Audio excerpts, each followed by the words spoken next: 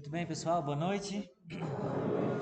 Sejam bem-vindos, bem-vindas, né? Com muita alegria que a gente retorna, né, para recuperar nossa leitura quase meditativa da carta aos Romanos. Mais ou menos tínhamos chegado até os inícios do capítulo 7, se me falha a memória, embora o capítulo 7 eu comentei brevemente na última aula, né? Então, recordo mais ou menos aquilo que é a estrutura, o movimento interno da carta até o presente momento, e a gente faz algumas observações no capítulo 7 e para dar continuidade, sobretudo no capítulo 8, que é o tema da vida do cristão no Espírito. É um capítulo fundamental na carta aos Romanos, né? Se a gente lembra, né, existe uma estrutura fundamental da carta, isto é, né, até o capítulo 4 a gente tinha dois momentos fundamentais, né? Depois do prólogo, da introdução, etc., saudação e da tese a ser apresentada, isto é, né, o Evangelho como força salvífica de Deus, né, que é justificação pela fé. Paulo passou a apresentar até o capítulo 3, versículo 20, né, a situação lastimosa, né, de uma humanidade ou sem Deus, é o caso dos gentios, que, né, degringolava em situações, né, dos mais diversos pecados, portanto, né, uma humanidade sem Deus, na qual nós nos detemos bastante, né, num primeiro encontro que nós fizemos, e depois passou a tratar, né, também da situação dos judeus que têm a lei, e não obstante a lei, também não são capazes de encontrar a própria salvação.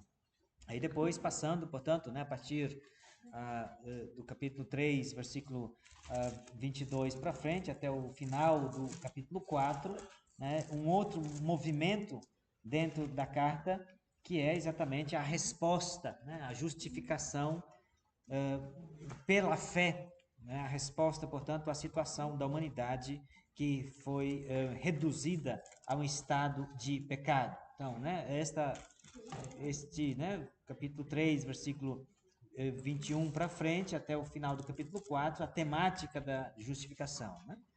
A partir do capítulo 5 até o capítulo 8 é um outro momento, né, da carta aos Romanos, na qual Paulo, né, começava no capítulo 5, tendo sido, pois, justificados pela fé, estamos em paz com Deus. E agora, portanto, a vida nova, né, do cristão justificado pela fé em Jesus Cristo, isso tem consequências, né, para a vida, para a existência cristã, seja um cristão oriundo da gentilidade, seja um cristão oriundo, né, do judaísmo. E, sobretudo, Paulo vai lidar com esta dupla dimensão eclesial, porque a igreja romana como a gente insistiu, formada, né, por estes dois grupos, cristãos provenientes das gentilidades, gentios, pagãos que se convertem ao cristianismo, e também judeus que se convertem ao cristianismo. Portanto, toda a situação, né, com relação aos gentios, né, que estão livres da vida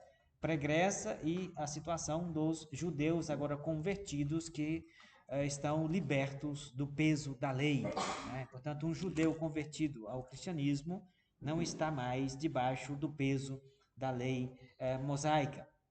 O capítulo 6 tratava um pouquinho do batismo, né, sobre essa temática que é tão importante para nós, sobretudo na tradição cristã, né? Paulo que fala sobre o batismo e o mistério do batismo, aquilo que ele realiza, o efeito do batismo no cristão, né? Isto é, nós somos, né, partícipes de Cristo, né? Pelo batismo a gente é inserido no mistério da Páscoa de Cristo, portanto, morremos com Cristo, fomos co-sepultados com Cristo, para com Cristo sermos também ressuscitados para uma vida nova. Então a gente conversou um pouquinho, né, sobre esta importante teologia do batismo que Paulo faz no capítulo 6, e no capítulo 7, né, e 8, né, que a gente tem um ponto alto, sobretudo no capítulo 8, com o capítulo 7, no qual Paulo faz, né, uma reflexão profunda sobre a situação, né, de novo, provavelmente, né, da humanidade inteira, dos descendentes de Adão, né, antes né, seja do dom da lei para Israel, seja antes da justificação pela fé em Jesus Cristo. É bastante discutido o capítulo 7, não vou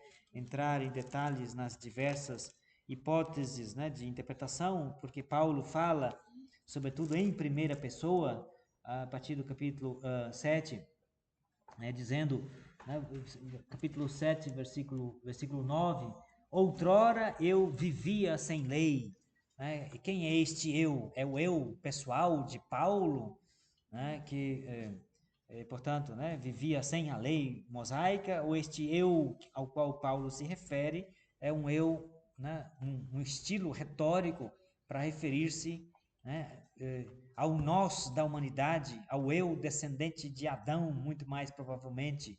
Portanto, uma situação, né, muito mais não só da experiência pessoal de Paulo, que, né, que trava uma batalha, né, contra o mundo do pecado e que sente o peso da lei sobre os ombros, mas talvez muito mais uma reflexão, né, a partir da situação da humanidade como um todo, né? Se você troca este eu aqui, né, por o nós, outrora nós vivíamos sem lei, funciona do mesmo jeito, né? Quer dizer, Paulo está fazendo não uma confissão, né, de uma vida pessoal dificultosa, debaixo, né, desta tensão constante de desejo de vida e de santidade, de outro lado, arrastado pela lei do pecado e da morte, mas está fazendo uma reflexão na qual inclui a humanidade inteira, provavelmente antes da situação de justificação pela fé em Jesus Cristo.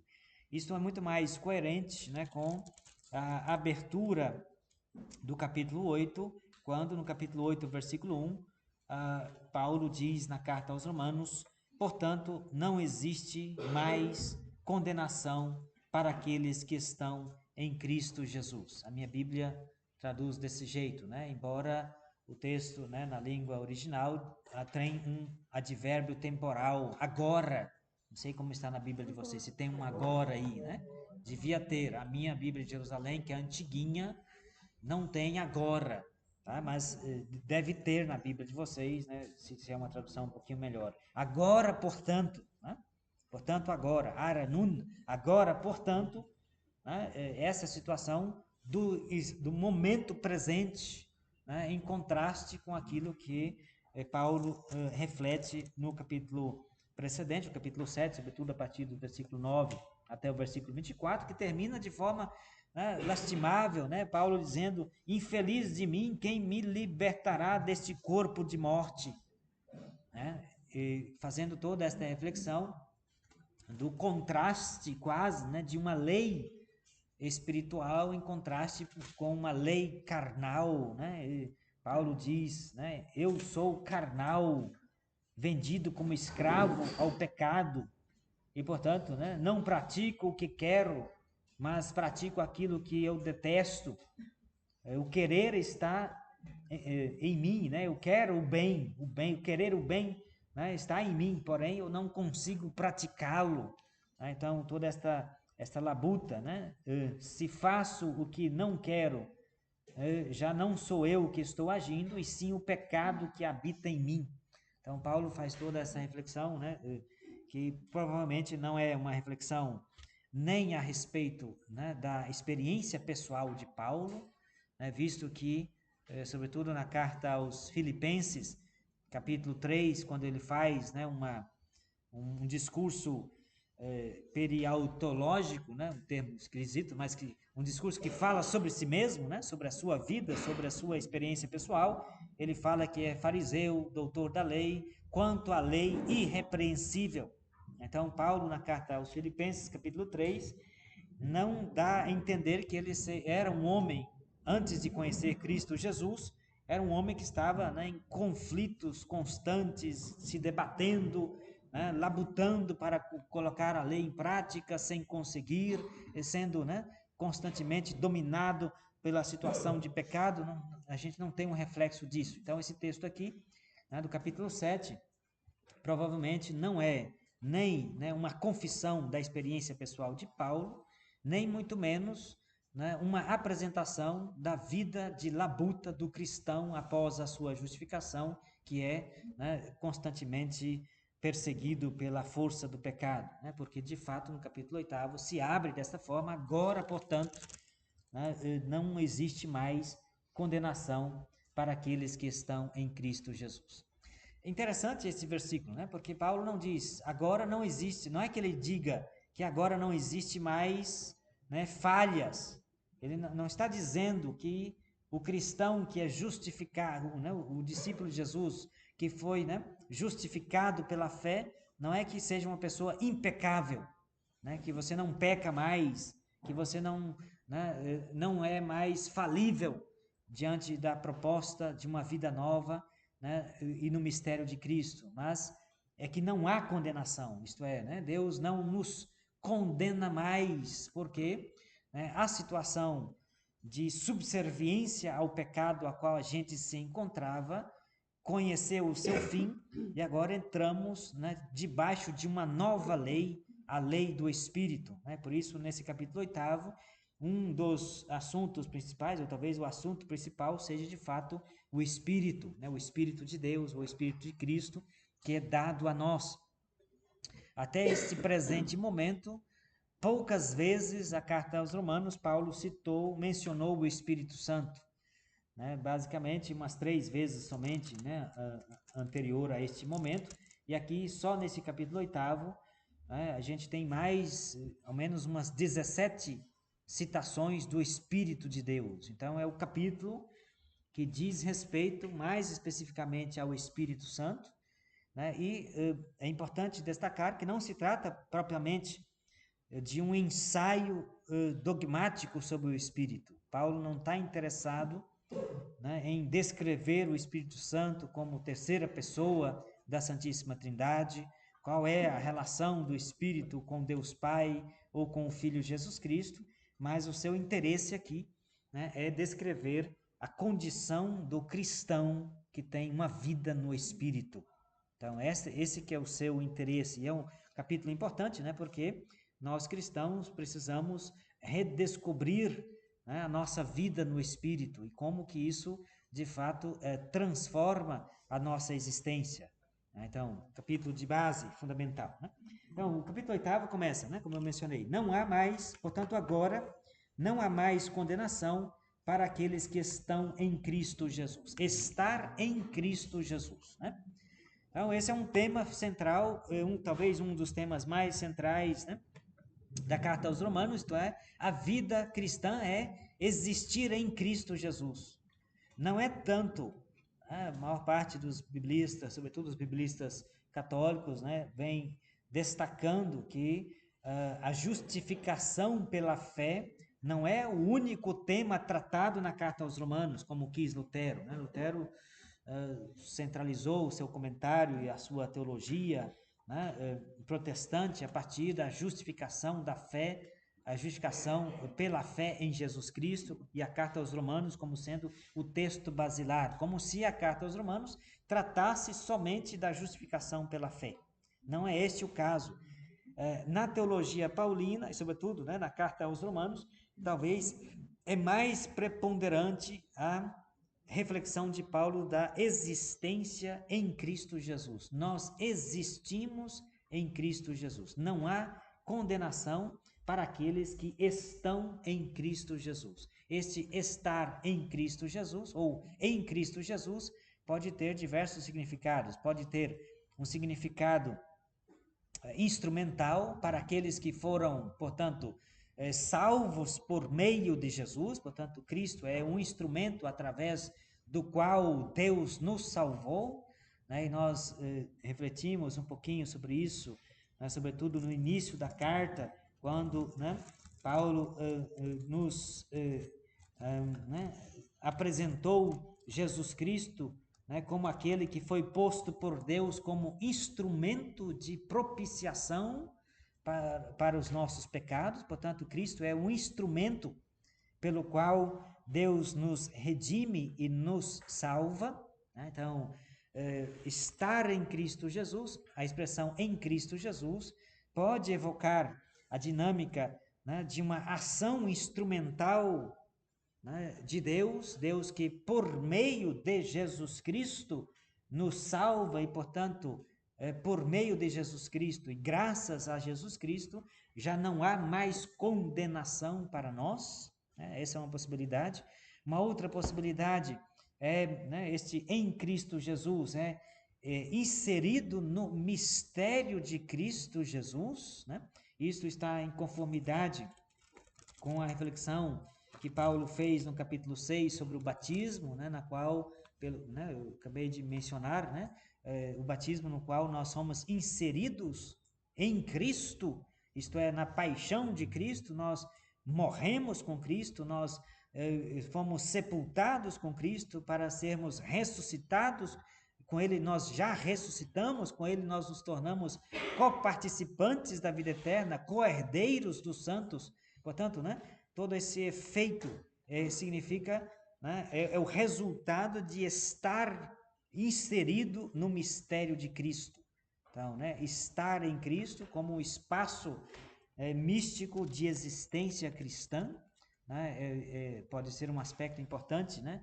Portanto, não há mais agora condenação para aqueles que estão em Cristo Jesus, né?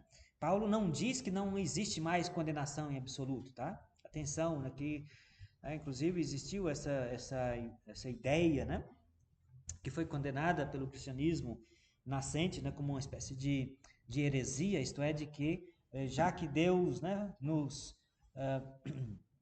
amou tanto e enviou o seu Filho ao mundo para que o mundo não fosse condenado, mas para que o mundo fosse salvo por meio do seu Filho Jesus. Então, né, já que Deus foi capaz de tão grande compaixão e misericórdia, por conta disso Deus não mais condenará ninguém. Então, surgiu esta ideia nos inícios do cristianismo, né, chamada de apocatástasis, isto é, que no final dos tempos, né, Deus, né, iria perdoar todos os pecados de todos os pecadores e por conta de Jesus todo mundo ia para o céu.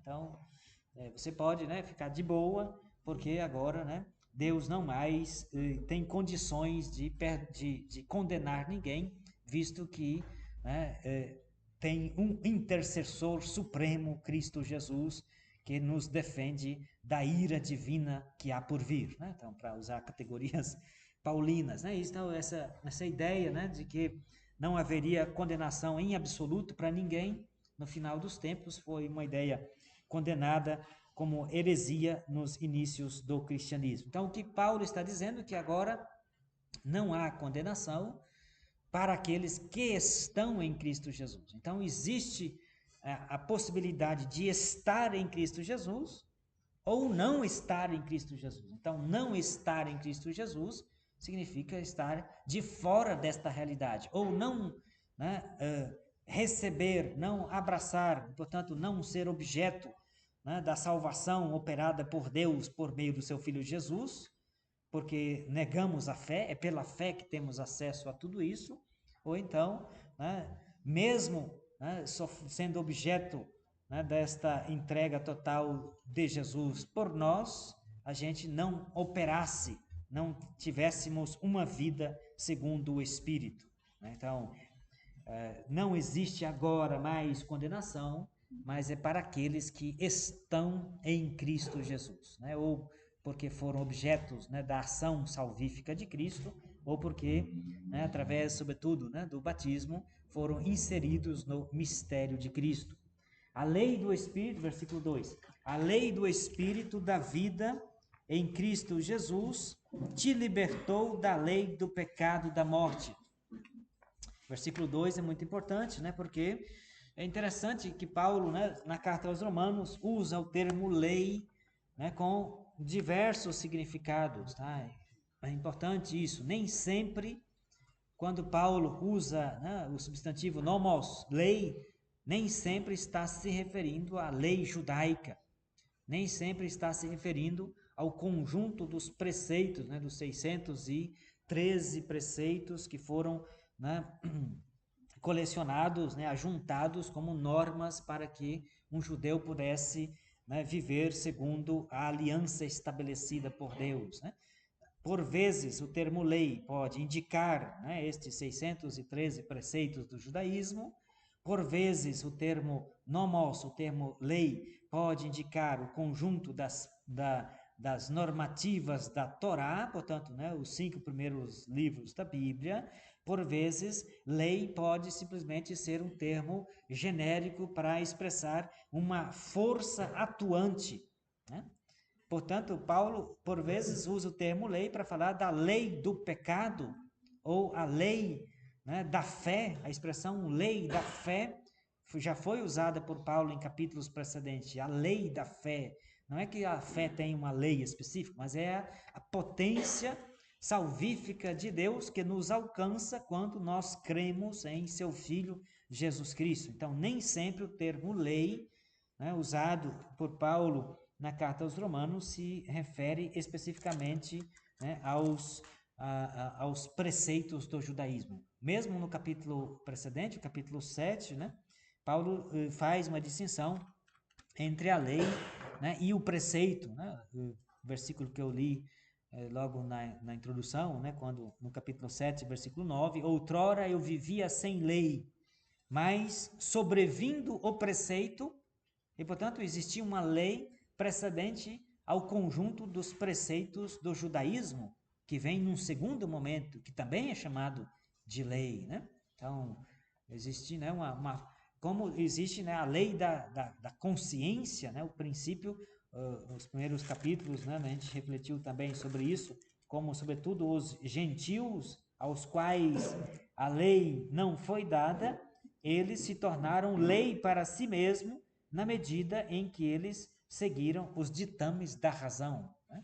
Então, veja, atenção, né, com o termo lei na carta aos Romanos, nem sempre, em todos os lugares em que aparece o termo lei, se refere, né, ao conjunto dos preceitos da lei judaica. Então, veja, do capítulo 8, versículo 2, tem essa expressão a lei, mas não é a lei judaica, é a lei do Espírito da vida em Cristo Jesus, te libertou da lei do pecado e da morte. Né? Portanto, duas leis em contraposição, que não tem muito a que ver com a lei mosaica, com a lei, né, diretamente com a lei mosaica, embora a lei da morte, ou a lei do pecado e a lei da morte, né, podem estar relacionadas à lei judaica, na medida em que, uma vez que um judeu não coloca em prática os preceitos da lei, avulta o pecado, ou a superabundância do pecado é por conta da lei mosaica. Então, o que significa a lei do Espírito? A lei do Espírito da vida. Então, Paulo diz, olha, nós, né, que somos cristãos, não somos gente sem lei. A propósito, né, eu mencionei isso, acho que no nosso primeiro encontro, falando, né, na introdução geral à carta aos Romanos, e falando dos motivos pelos quais Paulo escreve a carta aos Romanos, e uma das ideias que eu sugeri foi esta, de que Paulo teria sido acusado de anarquia. Anarquia, isto é, né, gente sem lei, né? Porque Paulo seria um perigo para o judaísmo, e daí a perseguição dos judeus em relação a Paulo, e também, né, uma certa desconfiança de cristãos oriundos do judaísmo em relação a Paulo, porque Paulo diz, né, Cristo sim, lei não. Não é necessária a lei judaica para ser discípulo de Jesus. Então, Paulo poderia ter sido, né, acusado de anarquia, isto é, de que propõe uma vida, né, para um caminho novo para agradar a Deus, que não passa por lei nenhuma. Né? Não é o caso, tá? Paulo não é que um cristão, né, não segue lei nenhuma. Existe a lei do Espírito da vida em Cristo Jesus. Mas esta lei só é possível para quem está em Cristo Jesus. Né? A lei do Espírito da vida em Cristo Jesus te libertou. Né? E aí se passa, né, da terceira pessoa, do capítulo 8, versículo 1, né?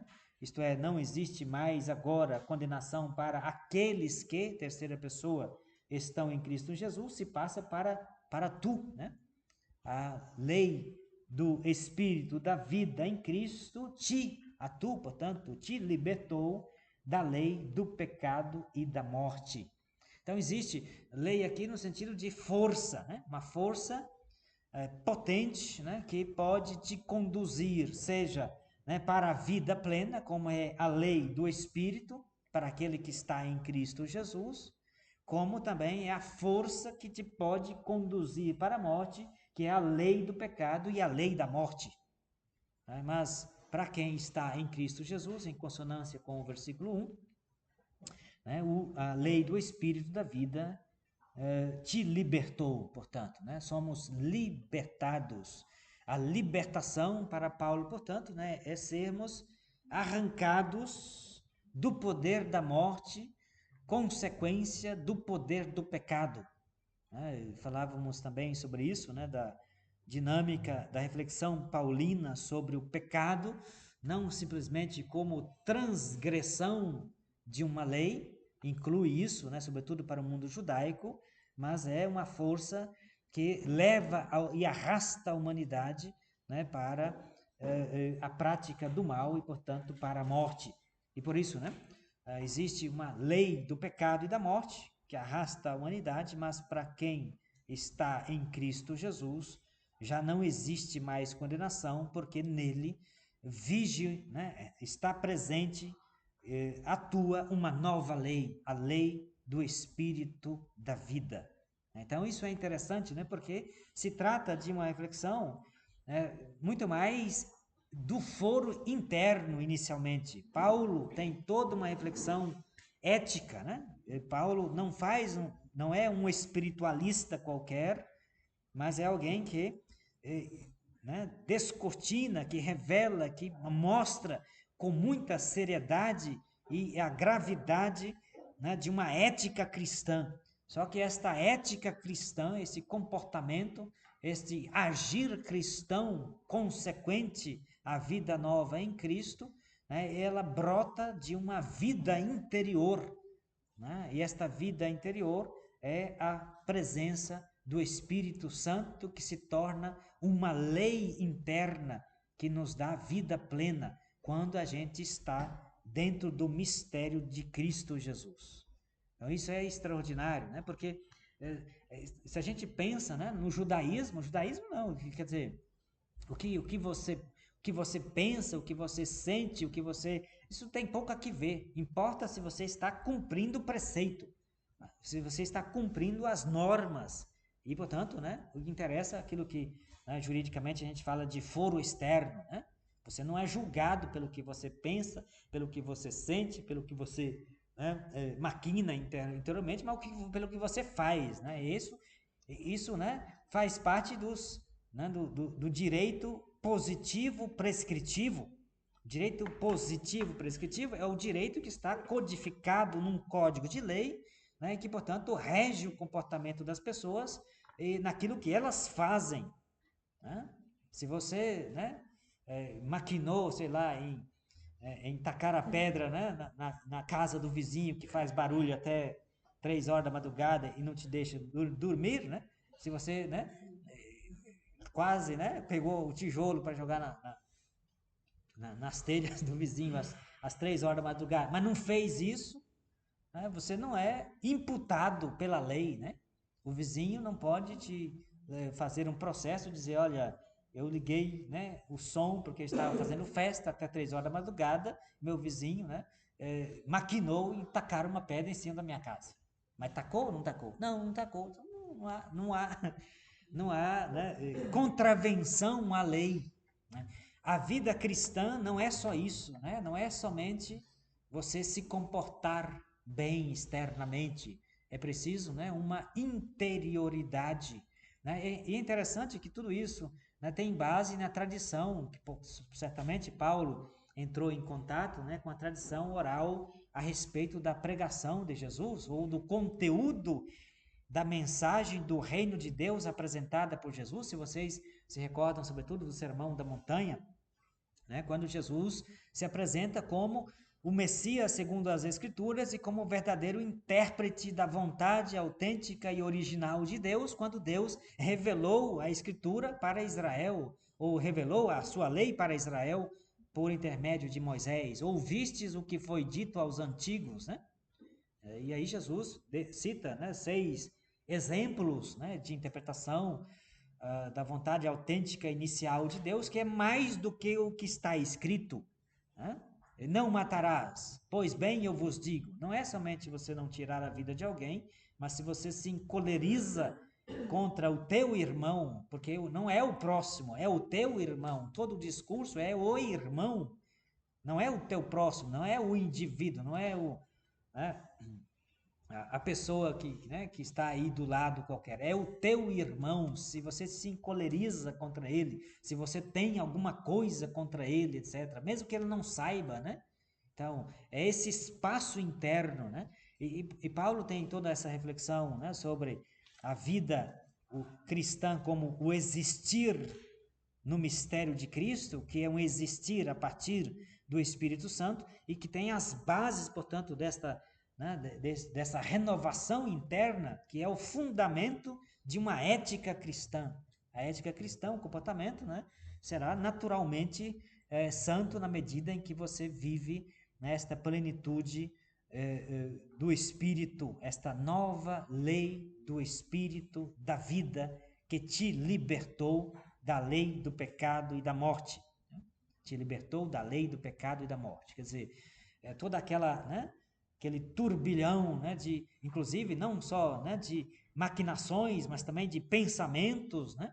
Tudo isso deve ser totalmente transformado por esta realidade, né? E Paulo diz, né, que esta nova lei, a lei do Espírito da vida em Cristo, te libertou e, portanto, né, você não é mais escravo da lei do pecado, escravo da lei da morte. Versículo 3. De fato, coisa impossível a lei, porque enfraquecida pela carne. E aí vai dizer o que a lei não conseguiu fazer, né? Deus enviando o seu próprio Filho numa carne semelhante à do pecado e em vista do pecado, condenou o pecado na carne, a fim de que o preceito da lei se cumprisse em nós, que não vivemos segundo a carne, mas segundo o Espírito.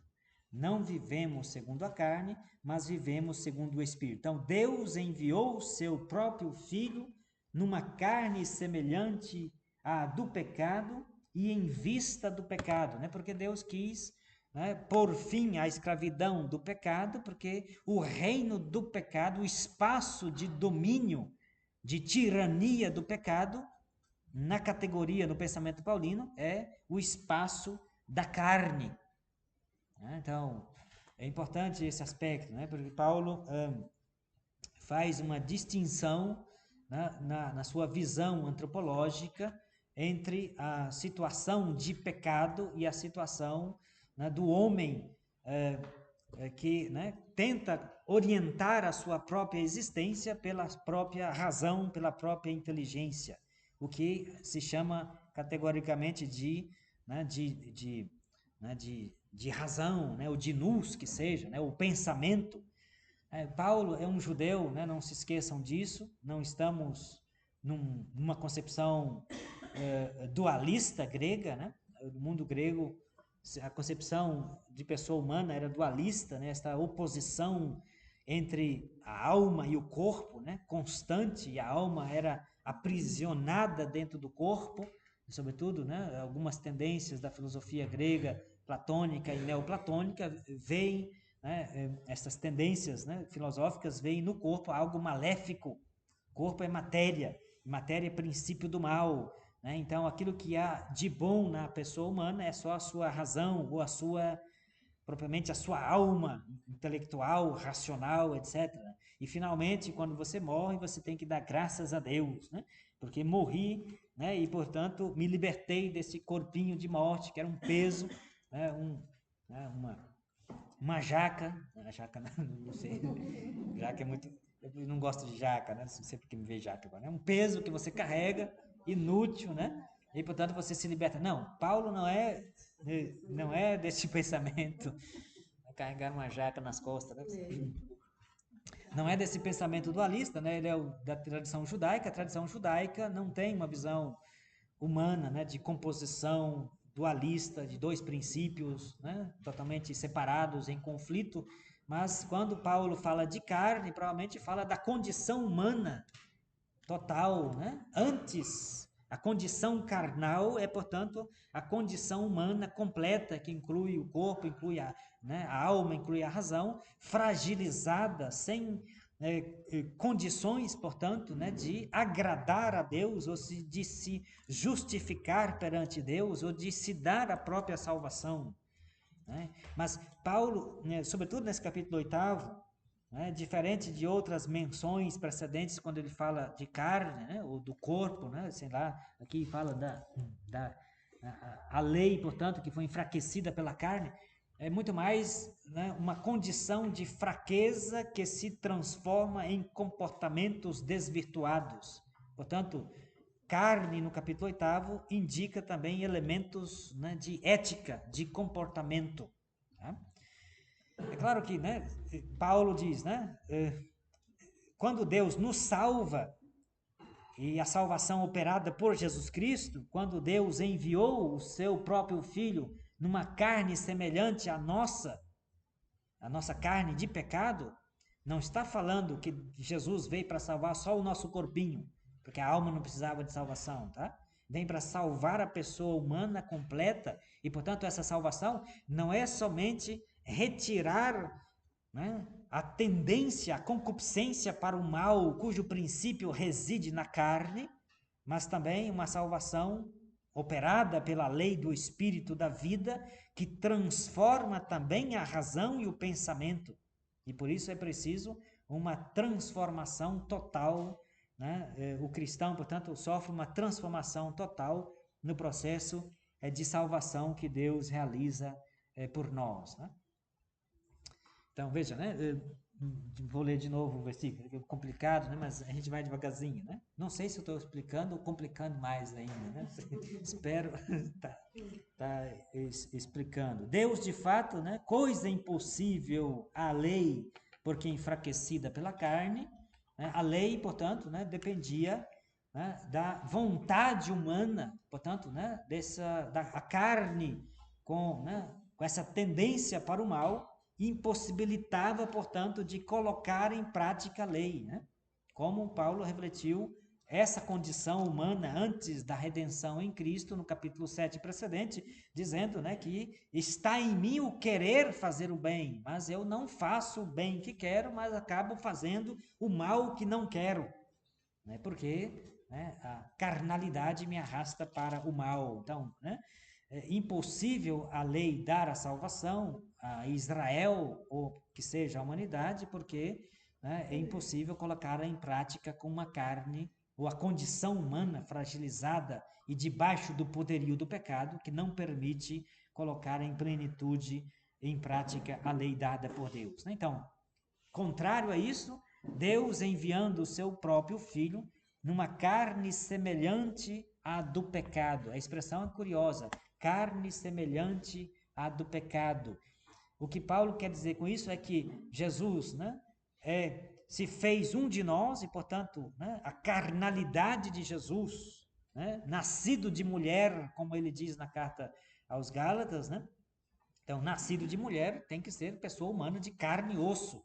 Jesus, portanto, não é um ser, né, luminoso, né, que tem uma aparência de corporeidade sem ter, de fato, participado da condição humana de carnalidade. Não, Jesus, de fato, é carne, se fez um de nós. O princípio, portanto, da encarnação do Verbo, que é formulado de forma clara e concisa, sobretudo no Evangelho de João, no 4º Evangelho, né, é apresentado aqui de forma narrativa na teologia paulina, né, uma carne semelhante, né, Cristo enviado numa carne, então ele tem uma carne, é semelhante ao pecado porque Cristo não tem pecado, né?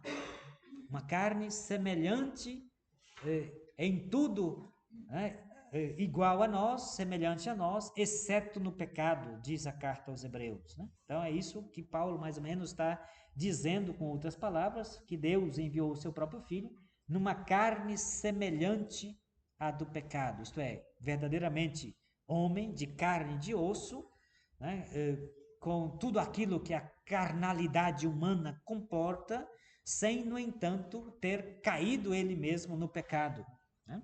Então, em vista, enviou isto, né? Fez isso, enviou o seu filho, nesta condição, portanto, no princípio da encarnação, em vista do pecado, porque o pecado reina sobre a carne, e por isso Cristo vence o pecado no seu corpo carnal.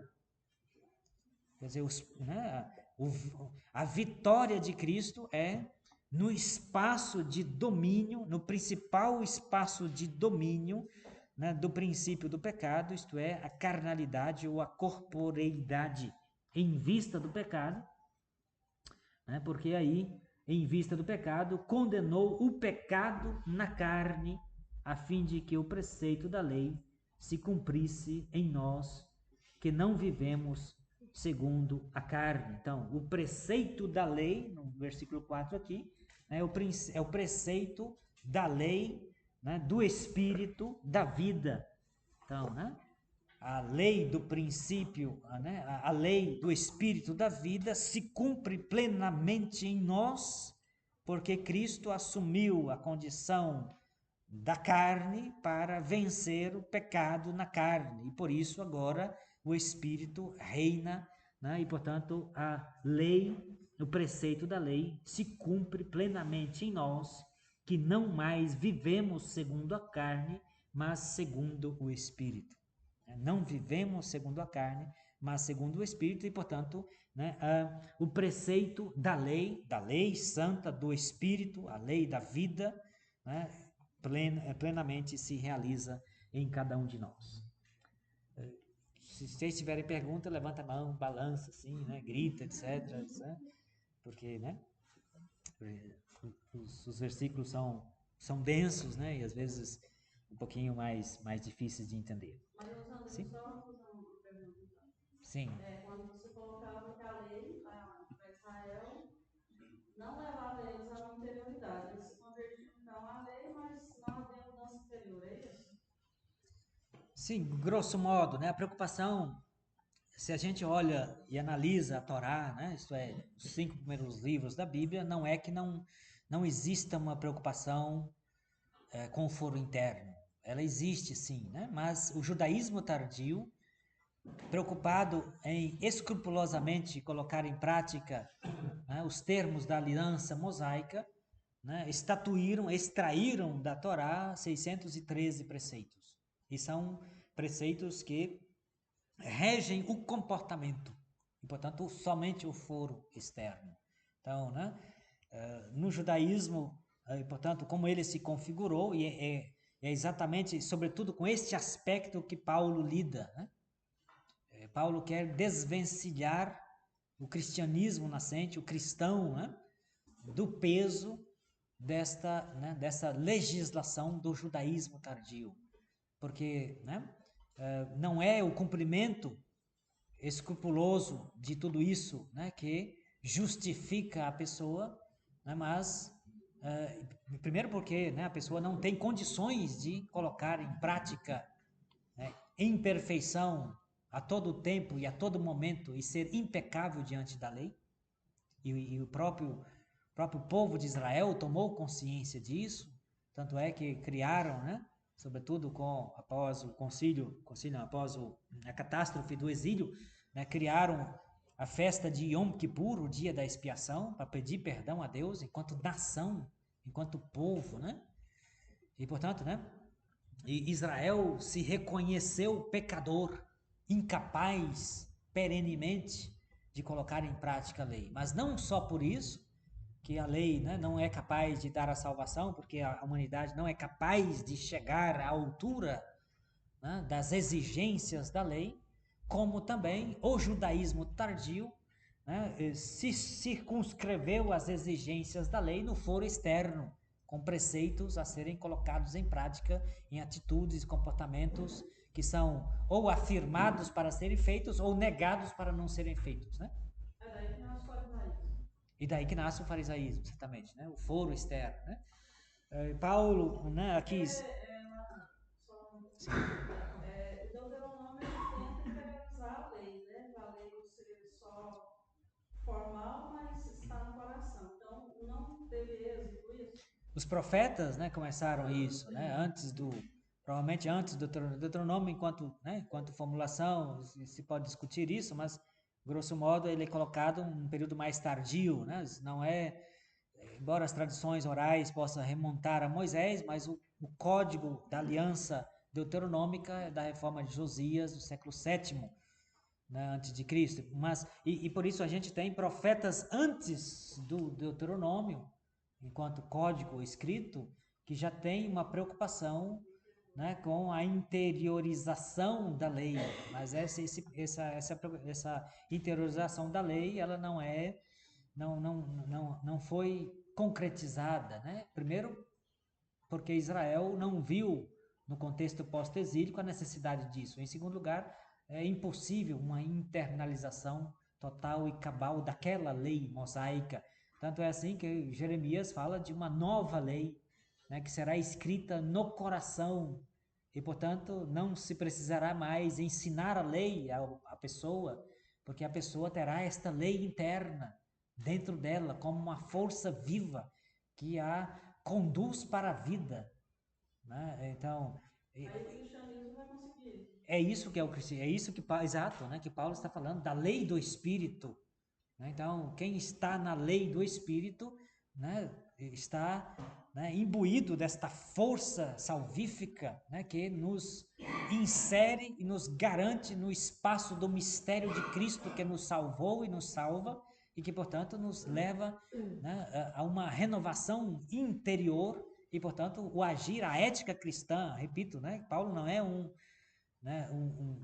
espiritualista que está sempre só no mundo, né, psicologizante interno, não, ele tem uma ética muito exigente, né? A ética cristã apresentada nas cartas de Paulo é muito desenvolvida.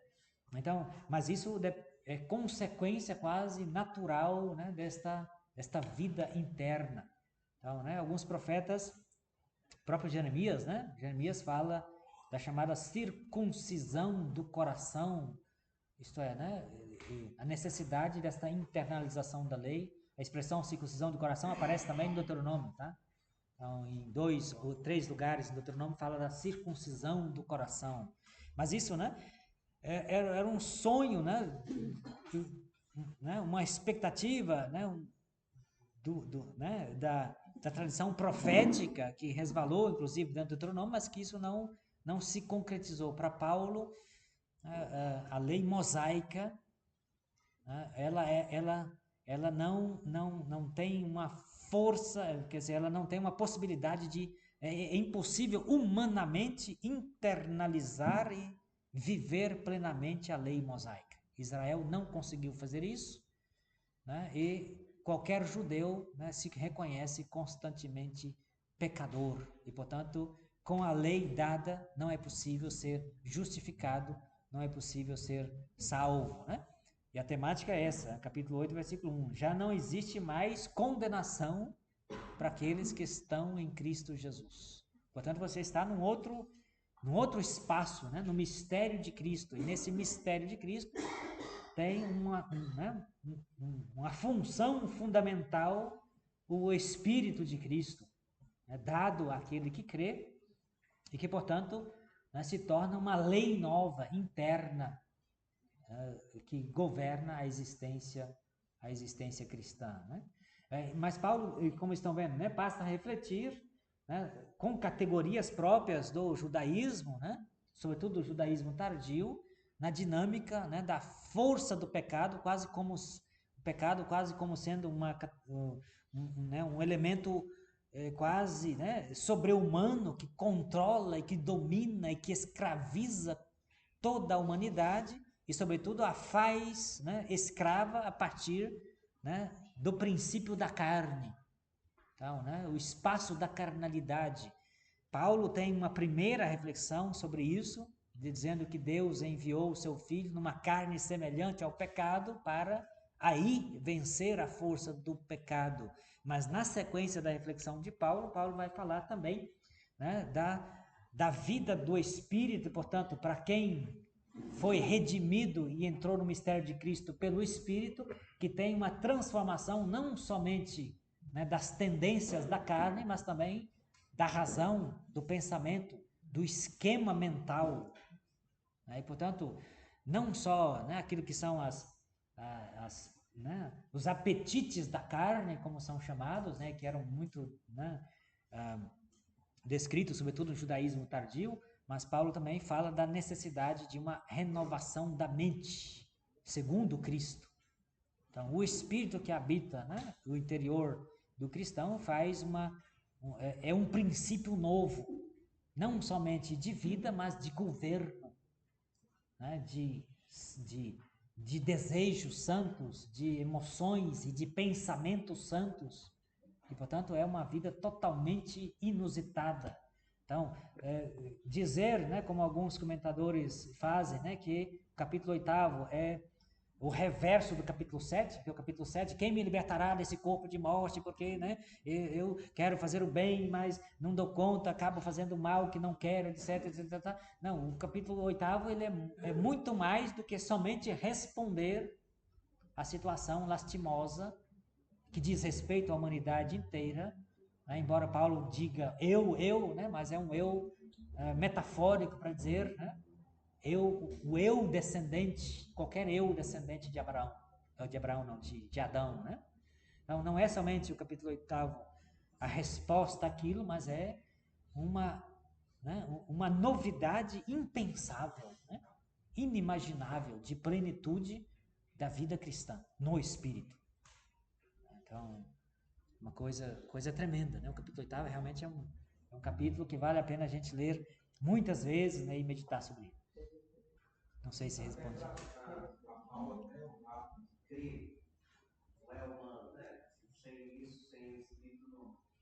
Isso. A gente pensa, por exemplo, na festa Pentecoste, no judaico, era a promoção da lei escrita por Deus, né? Sim. A festa de Pentecostes nossa é o Espírito dado aos corações. Exato. Como na Bíblia não existe a palavra mente, consciência, do jeito que a gente entende hoje, Sim. o Espírito, então, age na consciência. Exato. E é fruto, Paulo vai falar de fruto. Agora, por exemplo, eu estou com fome, então. Né? Então, o cara tem que ter agora a consciência. Amar quem é próximo é difícil. Amar quem gosta da gente é pior ainda. Mas a gente ama. E aí eu acho que é o fruto do Espírito Santo, fruto por excelência. Sim. A gentileza, na verdade, é não tanto. A raiva vem constante, mas os frutos, né? Pelos frutos, eu acho. Sim, é importante, né? Porque isso que o padre Nivaldo está mencionando é fundamental, né? Porque toda a discussão sobre a justificação pela fé, mas quem te leva a crer? Primeira carta aos Coríntios, capítulo 12, versículos 1 a 3, né? Eu acho que está no versículo 3, exatamente, se não me falha a memória. Ninguém pode dizer que Jesus é Kyrios, Senhor, a não ser no Espírito Santo. Quer dizer, a fé, né? Dizer que Jesus é o Senhor, né? Crer em Jesus, portanto, já é uma atuação do próprio Espírito em nós. Né?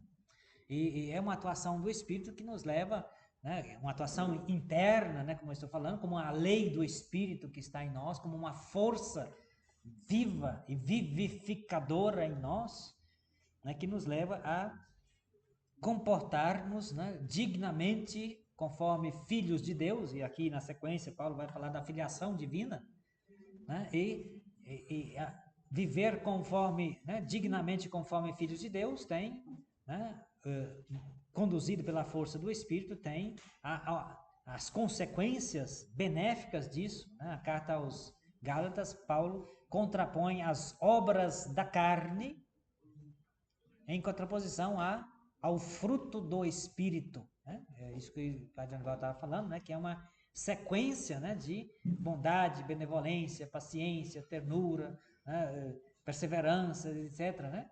Que é uma série de atitudes, né, de comportamentos, né, que são reflexos de uma vida cristã no Espírito. É o fruto do... Não se fala dos frutos no plural, né? O fruto do Espírito é tudo isso, né? Como se fosse as diversas partes de um único fruto. Né? Então, veja, e lá é aquela lista, né, é do foro externo, né?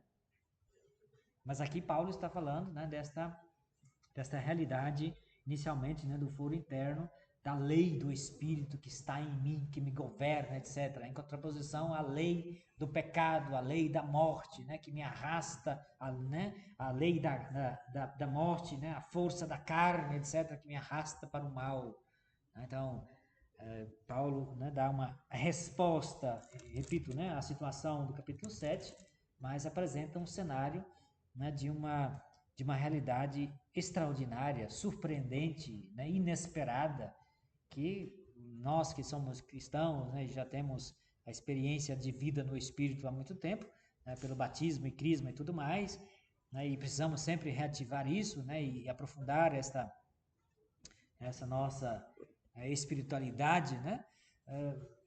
Para isso, para nós não parece ser uma grande novidade, né? Mas imagina na época de Paulo apresentar isso, né?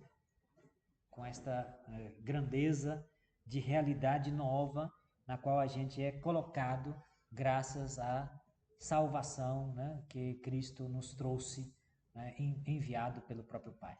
A gente só pegar o evangelho dessa semana, você imagina como é que você vai dar, você sai de uma situação, você sabendo que você está correto, e outra está difamando você, e você não responde, para não criar um clima chato, você vai embora. Não é normal isso. E essa anormalidade é só para o Espírito, que a vontade é pregar. Se você, o próprio crime, a ressurreição, o corpo está aqui, então não é possível que tenha lá do lado. Não tem isso, não sei se vocês pensam. No velório não vai falar essas coisas, mas você imagina, não é possível, né? Eu acho que esse salto, mas eu imagino isso é mais complexo. Eu mais imagino nas relações nossas. Alguém que, por exemplo, ele não pode revelar o segredo e todo mundo detona ele, mas ele não pode. Então, quem suporta isso? O Simão do Deserto falava assim: o discípulo chegava e perguntava assim, como que é fazer a experiência do Espírito? Eu falava, não, é saber línguas. Meu professor falava assim, agora tem prova de hebraico, para viver. Segundo, os apóstolos falavam outras línguas. Vai dar conta? Não estudou para ver. Tá bom. Aí os monges do deserto falaram, não, os demônios também sabem muitas línguas. É uma coisa técnica. É só você bem aplicado. Agora, amar quem não gosta de você, quem não liga, não é técnico, né? Sim. Eu acho que é o grande salto do cristianismo. Não tem lei para nós. Tem sim, mas a lei do Espírito. A lei do Espírito. Veja, né, a grandiosidade disso, né? Tecnicamente, né, os místicos falam na vida sobrenatural, né? Não é natural. A vida cristã ela não é plenamente segundo, né, a carnalidade, portanto, né? É uma vida sobrenatural. Você, né, se comporta, né, diferentemente por outros motivos, né? E não é que você fica se matando, né? Às vezes dá vontade de dar uns cascudos no vizinho, né? Mas tudo bem. Mas não, né? O fato de suportar, né, o outro chato, enjoado, etc., né, o que te calunia, o que te acusa injustamente, etc., né, e você, né, vive numa outra lógica diferente, né? As relações humanas, né, se a gente refletir e aprofundar a vida no espírito, as relações humanas podem ser completamente transformadas, né? Completamente transformadas. Por quê? Primeiro porque, né, você não vai olhar e julgar o outro segundo aquilo que o outro é, né? Mas você vai olhá-lo, né? Primeiro não vai julgá-lo, mas vai olhá-lo naquilo que o outro pode se tornar. Né? Deus não nos olha e não nos condena, né, pelo que a gente é, mas espera que a gente torne aquilo que podemos nos tornar, né, em termos de grandeza, de santidade, de aperfeiçoamento e tudo mais, né? Então, é essa expectativa, esta esperança, né? E ao mesmo tempo esta confiança de que Deus pode fazer muito mais, né? Tanto em nós quanto no outro, né? Então, toda essa reflexão pode, evidentemente, né, ter ressonâncias, né, concretas no cotidiano. Ok, então, versículo 5, né, estamos. Com efeito, os que vivem segundo a carne desejam as coisas da carne, e os que vivem segundo o Espírito, as coisas que são do Espírito. Né? Então, embora a minha Bíblia está aqui, né, com Espírito com E minúsculo, né, mas devia ser E maiúsculo, né, pneuma, né, está sempre referindo ao Espírito Santo, ao Espírito de Deus, né? Então, existem, né, aqueles que vivem segundo a carne e aqueles que vivem segundo o Espírito. Viver segundo o Espírito, portanto, é aqueles, portanto, que estão em Cristo Jesus. É impossível viver segundo o Espírito se não estiver em Cristo Jesus, né? Como está no versículo 1. Não existe mais condenação para aqueles que estão em Cristo Jesus, porque a lei do Espírito de Cristo te libertou. Então, é a lei do Espírito da vida em Cristo que te liberta. E, portanto, você não segue mais os desejos da carne, mas os desejos, as coisas do Espírito. Então, né, os que vivem segundo a carne desejam as coisas da carne. Os que vivem segundo o Espírito, né, desejam as coisas do Espírito. Embora a minha Bíblia está deseja, não sei a de vocês aí, está desejar também, né? Embora poderia, né, além dessa questão de desejar, né, porque desejar é muito mais... Oi? Tem alguma variação aí? Em vez apreciam, né? Apreciar está um pouco mais, tá, não sei, né? Mas, oi? Ação, ação instintiva, né? Porque a expressão, o termo grego não é propriamente referido a, né, a desejos no sentido de algo assim, mas usa o verbo phroneomai, né, que é refletir, que é estado mental, que é muito mais, né? A frônesis é o conjunto das ideias, dos pensamentos e dos projetos. Tá? Então, a tradução de desejo aí pode ser um pouquinho, né, enfraquecedor, porque a gente estaria muito mais, né, nessa concepção, né, de uma restrição à salvação operada por Cristo que nos tira da escravidão dos desejos da carne. Não é só isso. Tá? O Espírito em nós transforma a nossa capacidade de raciocínio, de pensamento, de projetos, de sonhos, né? Mesma coisa, né? Quando Paulo, na carta aos Filipenses, capítulo 2, versículo 5, quando diz, tende em vós mesmos os mesmos sentimentos, tende em vós os mesmos sentimentos que havia em Cristo Jesus. Também lá ter sentimento não é muito apropriado, porque lá usa este verbo, phroneite, phronesis. Tende em vós a mesma mente, o mesmo ideal, os mesmos projetos, a mesma, né?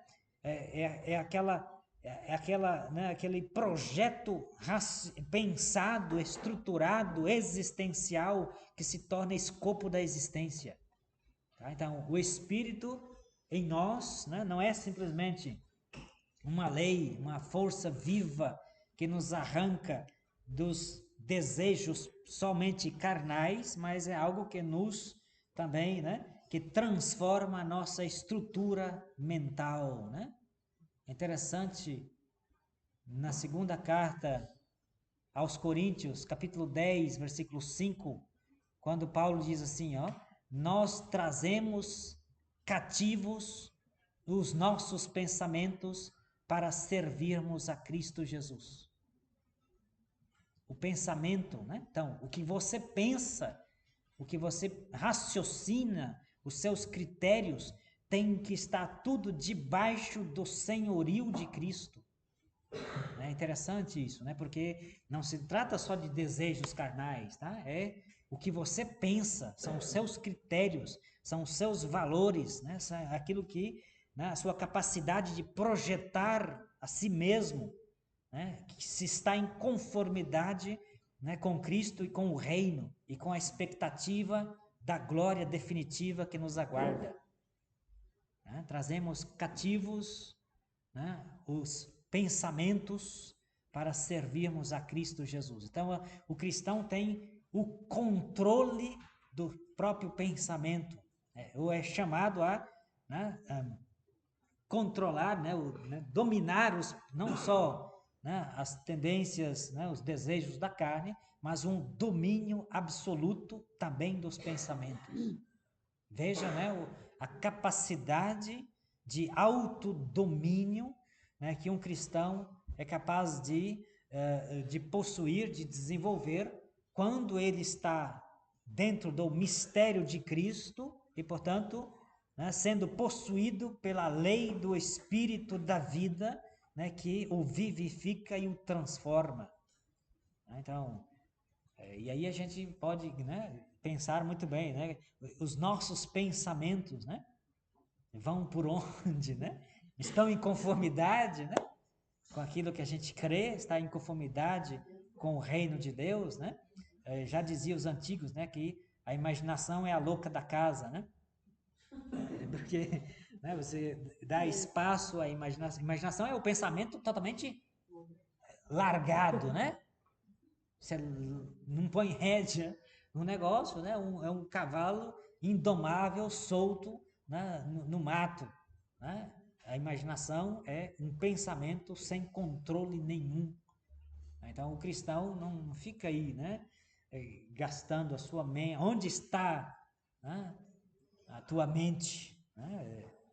E aquilo, né, o uso da sua razão está em conformidade, né, com a lei do Espírito que dá vida, que te inseriu no mistério de Cristo, né, e te transformou em filho e filha de Deus, e portanto você seguia pelos princípios do reino em coerência da fé, na expectativa da glória definitiva.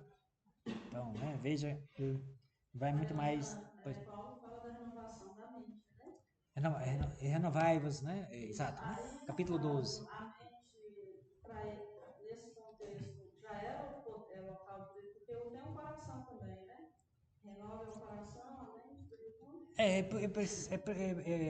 Capítulo 12, né? De fato, bem bom ter lembrado que já no capítulo 12 da carta aos Romanos, né?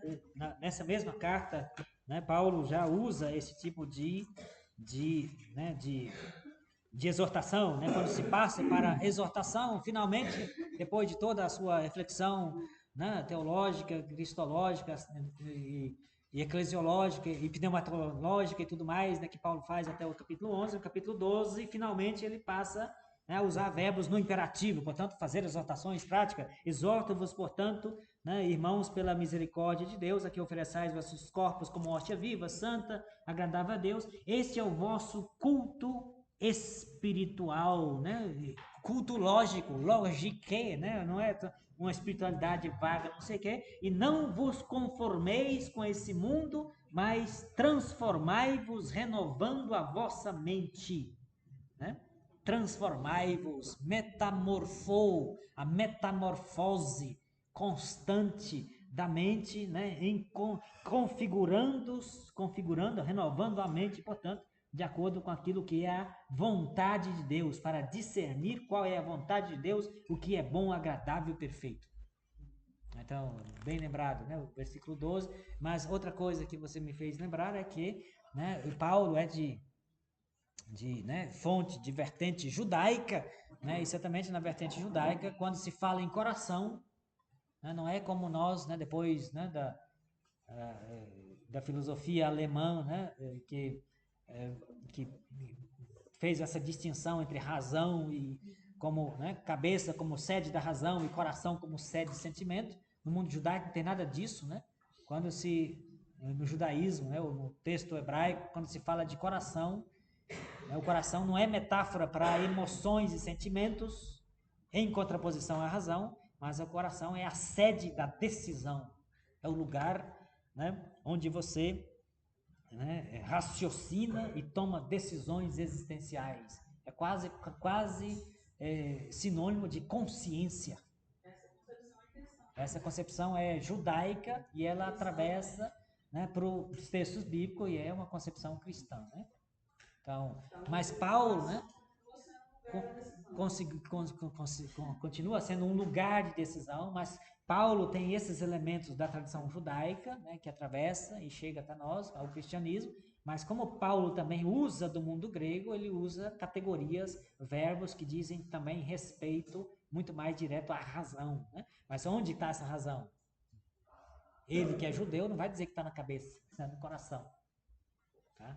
Então, importante esse aspecto, mas, né, para dizer que a vida no Espírito, portanto, né, conforme é aquilo que o capítulo 8 se propõe a nos apresentar, né, não é simplesmente, portanto, né, Deus nos enviou o seu Filho numa carne semelhante ao pecado para, na carne, vencer a lei do pecado e da morte e, portanto, nos libertar, né, do corpo de morte. Então, quem me libertará desse corpo de morte? Corpo, portanto, né, no final do capítulo 7, última coisa do capítulo 7, não é uma oposição à alma, tá? Mas é a situação lastimosa na qual se encontra a humanidade escrava do pecado, né? E Paulo vai falar, né, de uma transformação necessária também da mente, né? Então, capítulo 8, versículo 5. Criou-se a frase mente desocupada, oficina do diabo, né? Mente desocupada, oficina do diabo, né?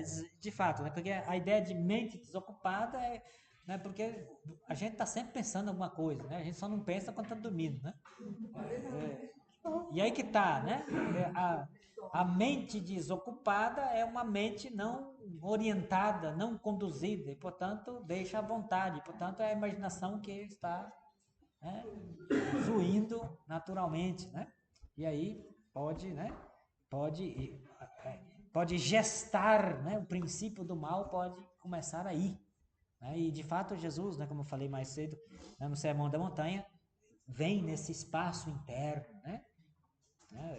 Ouviste o que foi dito, não cometerás adultério, né? Eu, porém, vos digo, aquele que olhar com desejo, etc., etc., já cometeu adultério. Então, é o espaço interno, é a imaginação, né?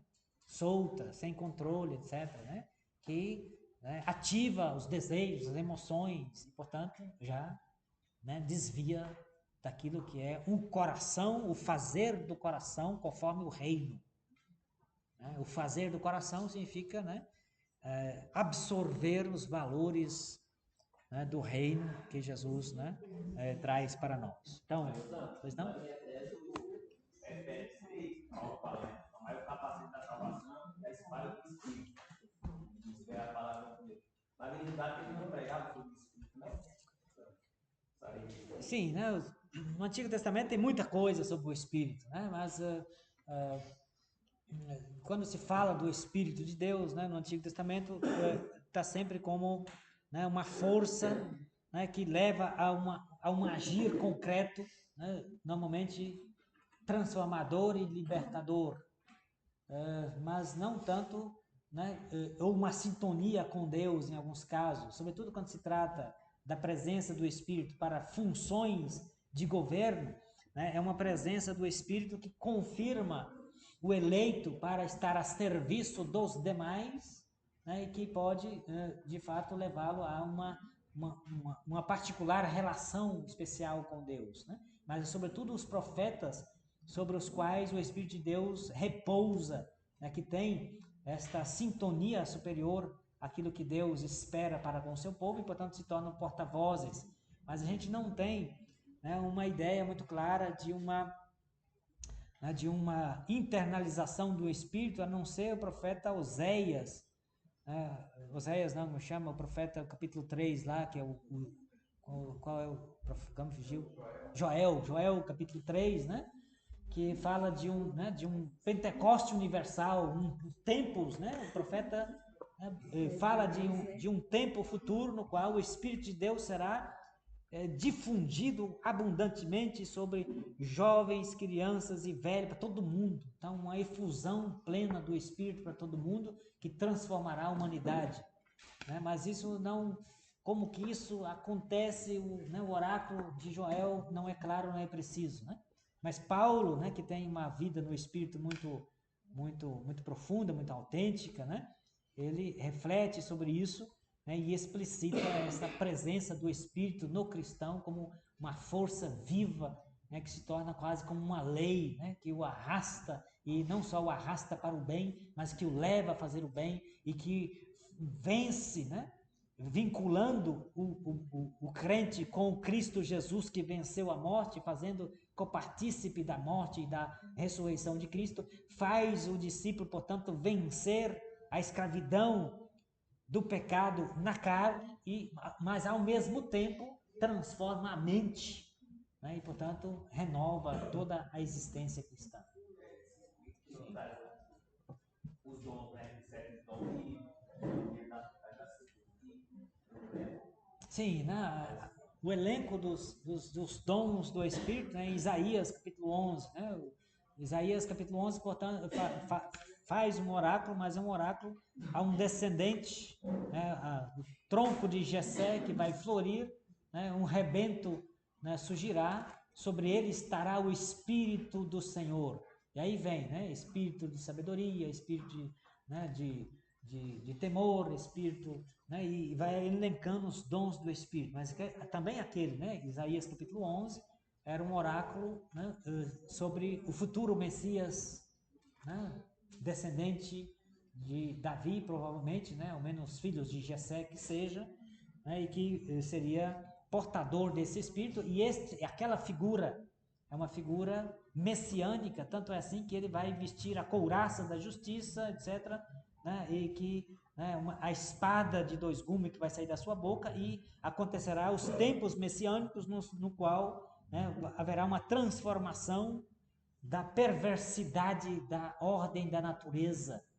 em que a vaca vai pastar com o urso, o leão, né, vai pastar com né, o bezerro, e o cordeiro vai, né, andar junto com o lobo, e a criança vai brincar, né, com a serpente. Né? Então veja, aquele oráculo messiânico, no qual se fala do Espírito que estará presente nessa figura messiânica com os 7 dons, né, é uma figura messiânica que transformará, portanto, né, não só a humanidade, mas transformará toda a ordem cósmica da natureza. O que é interessante é que aqui no capítulo 8 da Carta aos Romanos também se fala da ordem da natureza que é transformada, né? No capítulo 8, né, versículo 19, pois a criação em expectativa anseia a revelação dos filhos de Deus. Né? E depois no versículo 22, a criação inteira geme e sofre as dores de parto até o presente momento. Então, a criação está aguardando também a redenção que seja, né, plena a ela. Então está em consonância, né? Paulo está refletindo em consonância, né, com esta convicção que ele tem de que Jesus é aquele, né, aquele Messias que transforma a humanidade, mas cuja força e a presença do Espírito transforma também a ordem da natureza. Né? Existem teólogos que, né, refletiram sobre a transformação do universo inteiro, né? Uma espiritualidade cósmica, né? Como é o caso do Teilhard de Chardin, né? Padre jesuíta, né? Que falava exatamente disso, né? O Cristo cósmico, quer dizer, a força transformadora da ressurreição não é a salvação somente dos seres humanos, mas é a transformação radical da ordem do cosmos inteiro, da criação inteira. Isso tem base nesses textos aqui, né? Esse capítulo 8 de Paulo, né? Que já é reflexo, né, de Isaías capítulo 11, e também tem reflexos aí no livro do Apocalipse, né? Quando o novo céu e a nova terra, né, serão apresentados na parousia total de Cristo, né, no final dos tempos. Né? Mas, muito bem, Muito bem colocado, sim? Naquela hora que é fácil amar todo pecado, é fácil amar aquele que não, difícil amar os inimigos, né? E o pensamento, como quando você mesmo falou, me deu vontade de tacar o tijolo no telhado. Você pensou, mas não fez. Mas o pensamento não te gera pecado. Porque, igual você disse que o mandamento fala não matarás. Não matar também, a expressão matar não é de vaca, de tiro, mas matar interiormente a pessoa. Sim. Isso também gera pecado? Sim, é isso que o texto, né, está... esse capítulo 8 dá base para isso, né? Eu disse, está em consonância com o ensino de Jesus, de uma necessidade de o reino dos céus não ser um conjunto de normas, mas de ser uma realidade que transforma interiormente, inclusive a ordem, né, dos desejos e dos pensamentos, né? Então, o exemplo que eu citei, né, de pensar e dar vontade de tacar uma pedra, um tijolo na casa do vizinho, em si mesmo deve ser cerceado. Você não fica alimentando, né, esse pensamento, porque senão o pensamento se torna vontade, a vontade se torna ação e você chega lá.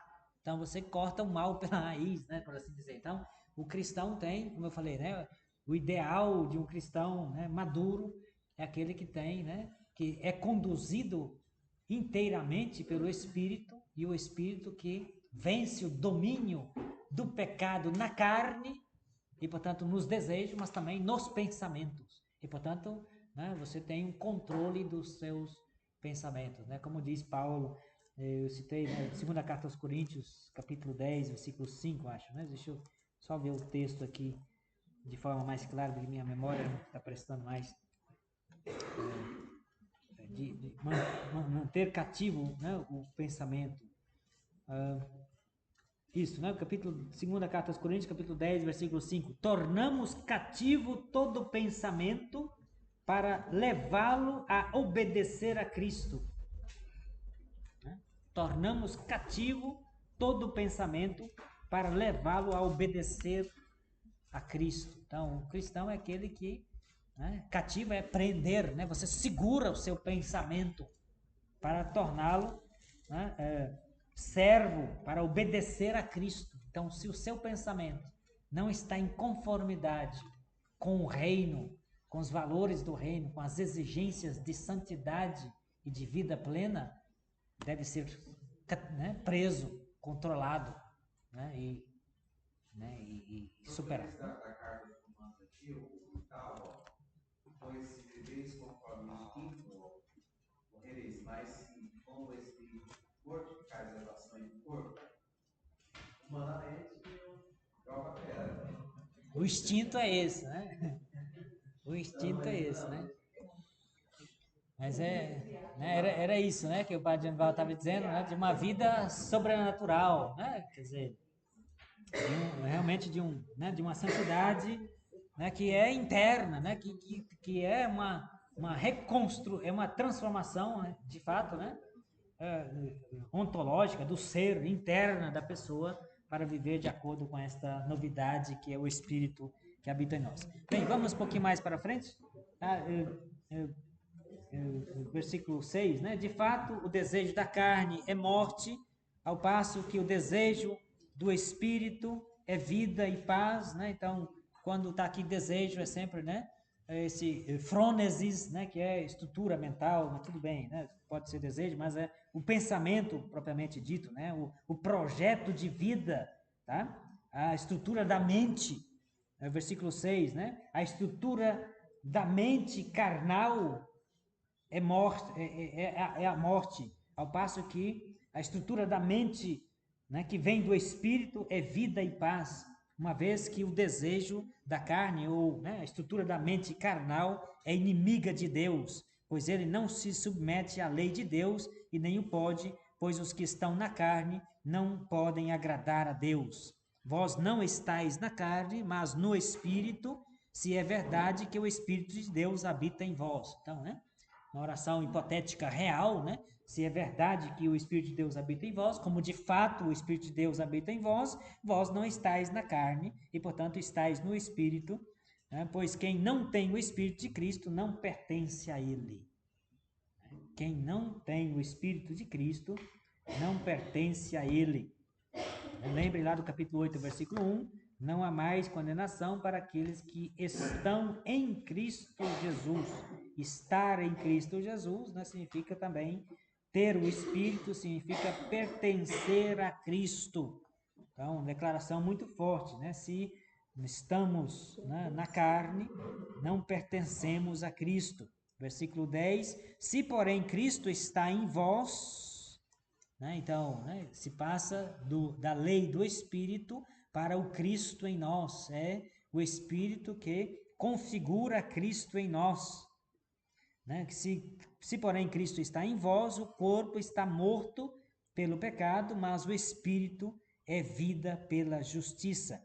E se o Espírito daquele que ressuscitou Jesus dentre os mortos habita em vós, portanto, né? É o Espírito Santo que ressuscitou Jesus e, portanto, habita em nós. Qual foi o efeito do Espírito Santo em Jesus morto, ressuscitado? E, paralelamente, o efeito do Espírito que ressuscitou Jesus dentre dos mortos em nós é também nos ressuscitar, portanto, nos arrancar do reino da morte e do pecado.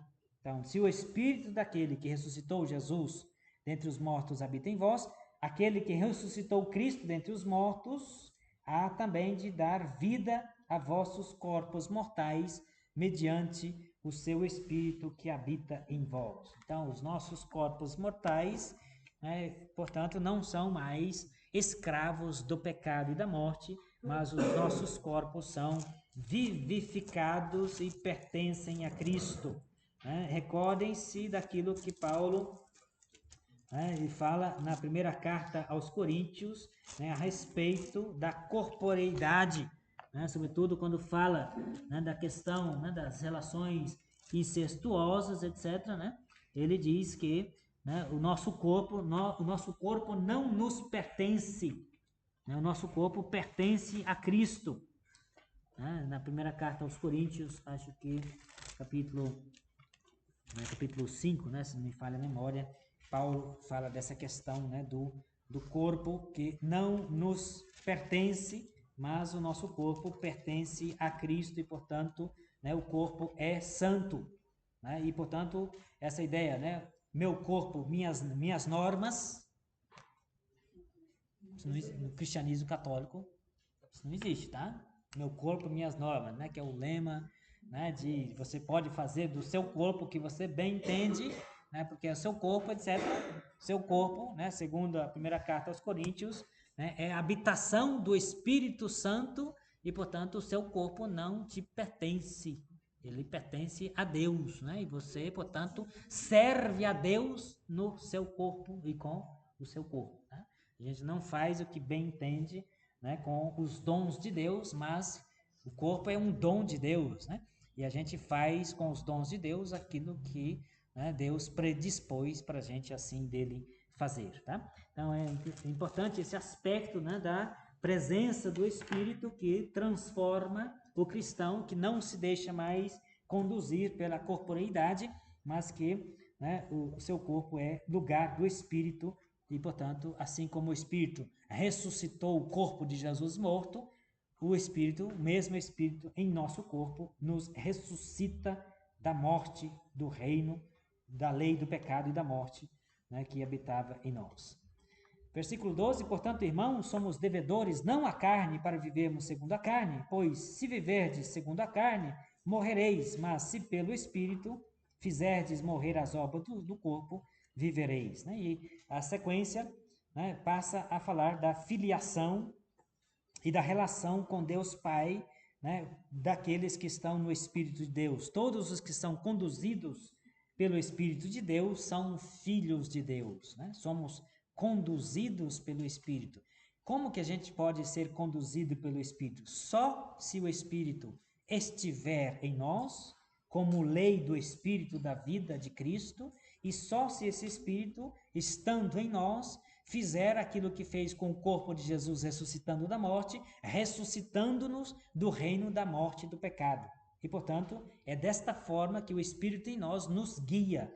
e nos conduzindo, a gente se vive como filhos de Deus. Então, ser, né, todos os que são conduzidos pelo Espírito de Deus são filhos de Deus. Com efeito, não recebestes um espírito de escravos para recair no temor, mas recebestes um espírito de filhos adotivos, pelo qual clamamos Abá. Né? Então, aqui a gente completa aquela ideia que eu mencionei no início, não só a gente, né, é capaz unicamente de proclamar Jesus como Senhor, se o Espírito estiver em nós, para atestar em nós que Jesus é o Senhor da nossa vida, como também este mesmo Espírito em nós, né, como lei de vida que nos arranca da escravidão, do pecado e da morte, e, portanto, nos torna filho de Deus. Este mesmo Espírito é capaz, portanto, de nos levar a proclamar Abá, Pai. E é curioso que, né, Paulo conserva o termo aramaico, né, Abá, que era o termo com o qual Jesus se referia a Deus.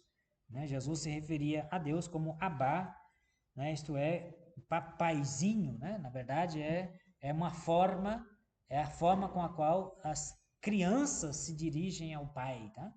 Não é assim, pai, né? Um famoso pai, mas um papaizinho, né? Abá. Como até hoje, né? Na língua hebraica, a língua aramaica, as crianças, você vai em Israel, né? E andando lá pelo quartel, hoje ninguém vai, né? Com essas guerras por lá.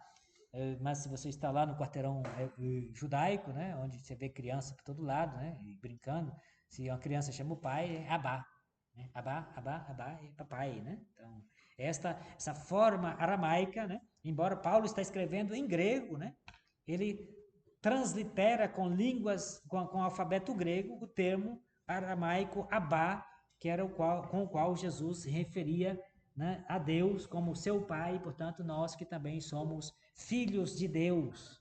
Né? Jesus que nos ensinou a chamar a Deus de Pai com a oração do Pai Nosso.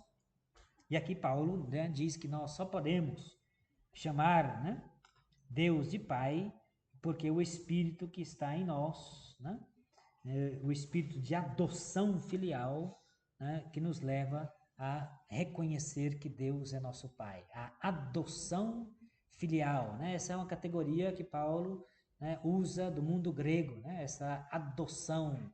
Nós somos adotados, chamados de, né, huiotesia, né? Huiotesia é adoção filial, pela qual, né, nós nos tornamos filhos com todos os direitos, né, do filho primogênito, unigênito. Né? Portanto, essa relação com Deus que é Pai. O próprio Espírito se une ao nosso espírito. Né? Portanto, né, a nossa consciência, a nossa razão, né?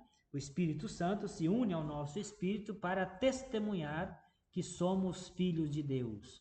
Essa é uma realidade experimentada pelo Espírito, atestada pelo Espírito. Não é porque, também por isso, mas o que é definitivo é a atestação do Espírito. Não é porque alguém disse para você que você é filho de Deus que você tem esta convicção. Como que você pode saber que isso é verdade? Como que você pode, né, entender que Cristo é o Senhor, que Deus é o seu Pai, é o seu papai no céu? Esta experiência só é possível, né, de ser feita com a presença do Espírito em nós, que realiza a adoção filial e, portanto, atesta no nosso interior, é a testemunha definitiva. É aquele que atesta, a testemunha qualificada, última e definitiva de que tudo isso é a realidade, né, espiritual mais sublime e completa, é o Espírito de Deus em nós. Né? Embora a gente é evangelizado, embora a igreja nos ensina, embora a catequese nos fala isso, né? Mas se isso não chegar a ser, né, uma atestação do Espírito de Deus em nós, nunca chegará a uma experiência interna, mas será uma informação racional que não toca a nossa existência. Então, né, Paulo, veja, né, que toda a sua discussão a respeito, a sua argumentação a respeito do Espírito, né, que nos insere no mistério de Cristo e, portanto, que nos arranca, né, da situação lastimosa do domínio da lei do pecado e da morte, e que transforma também os nossos desejos, mas também a nossa capacidade racional, né? A nossa mente, esse mesmo Espírito, né? Em nós, né? Atesta que nós somos filhos de Deus, né? E que, portanto, somos herdeiros e co-herdeiros de Jesus Cristo. Né? E versículo 17, e se somos filhos, somos também herdeiros, herdeiros de Deus e co-herdeiros de Cristo, pois sofremos com Ele, para também com Ele sermos glorificados. Então veja, né? Toda a dinâmica da existência do unigênito de Deus, embora Paulo aqui não use esta expressão, né? O quarto evangelista, né? O Evangelho de João, que fala de Cristo como o unigênito do Pai, né?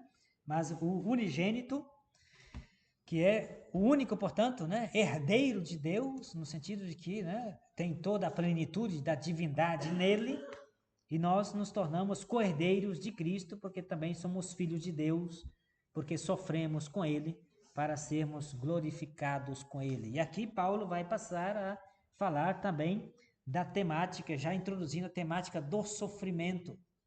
Não é que o cristão, né, transformado em filho de Deus, resgatado, né, do domínio da morte e do pecado pela presença do Espírito, né, se torna uma pessoa que seja livre de todos os males, de todas as cruzes, de todos os pecados. Então Paulo vai falar, né, da realidade de sofrimento daquele que, né, está sendo conduzido pelo Espírito, como sendo uma coparticipação no sofrimento de Cristo, para também participar da glorificação de Cristo.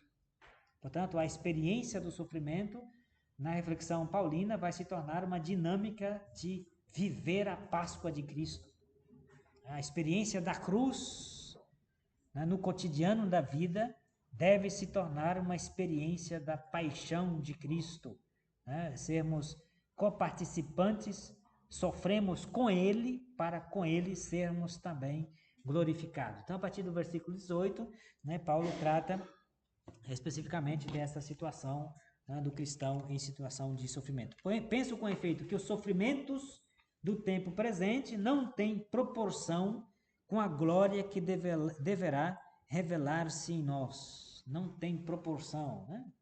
Uma vida breve, né, de poucos sofrimentos, poucos ou muito que seja, né, porque muitos cristãos mártires sofreram atrozmente, né, diversos tipos de perseguição, de morte, etc., mas não tem comparação, né, com uma eternidade feliz, sendo co-herdeiros de Cristo e coparticipantes da glória de Cristo em toda a eternidade.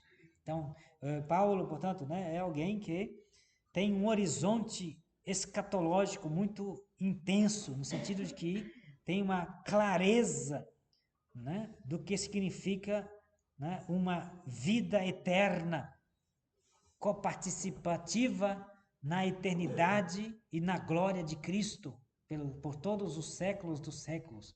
Então, a reflexão de Paulo, né, é marcada também por esta consciência muito clara, né, coisa que a gente precisa sempre recuperar, né, porque nós, pela né, correria e pelas urgências do cotidiano, né, a gente às vezes esquece, né, que estamos encaminhando para a eternidade.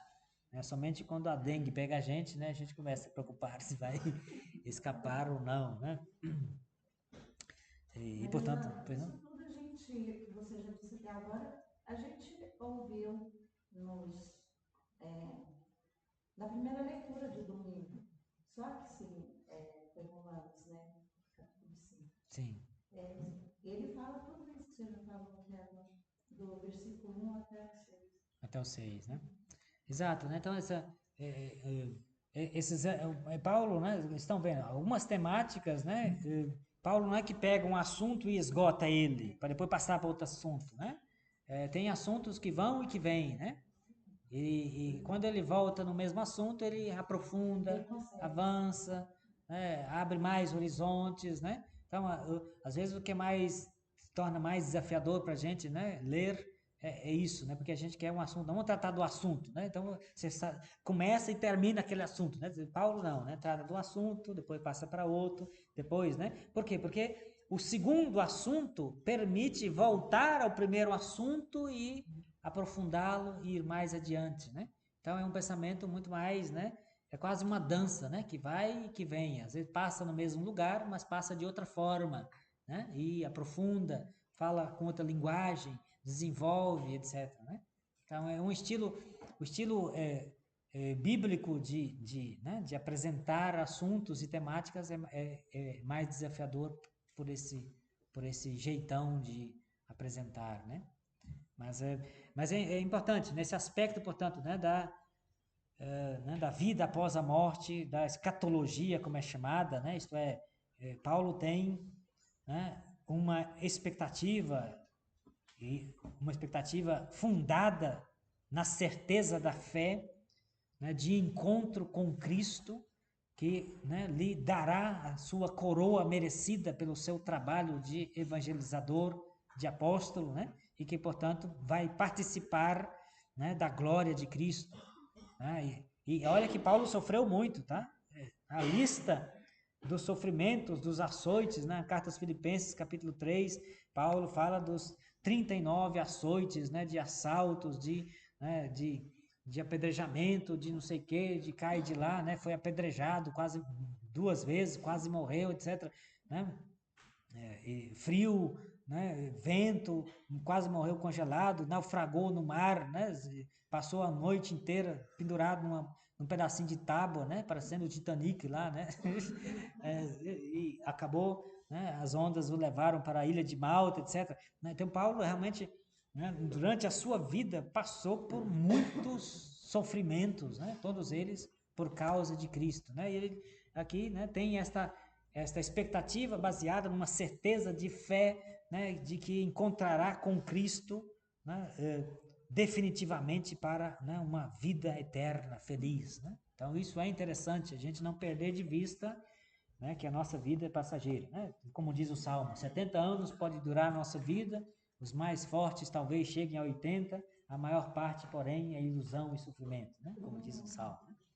Então, mas o sofrimento, né, Paulo diz, é pouca coisa, né, se comparado com né, a glória que nos aguarda, né, na eternidade.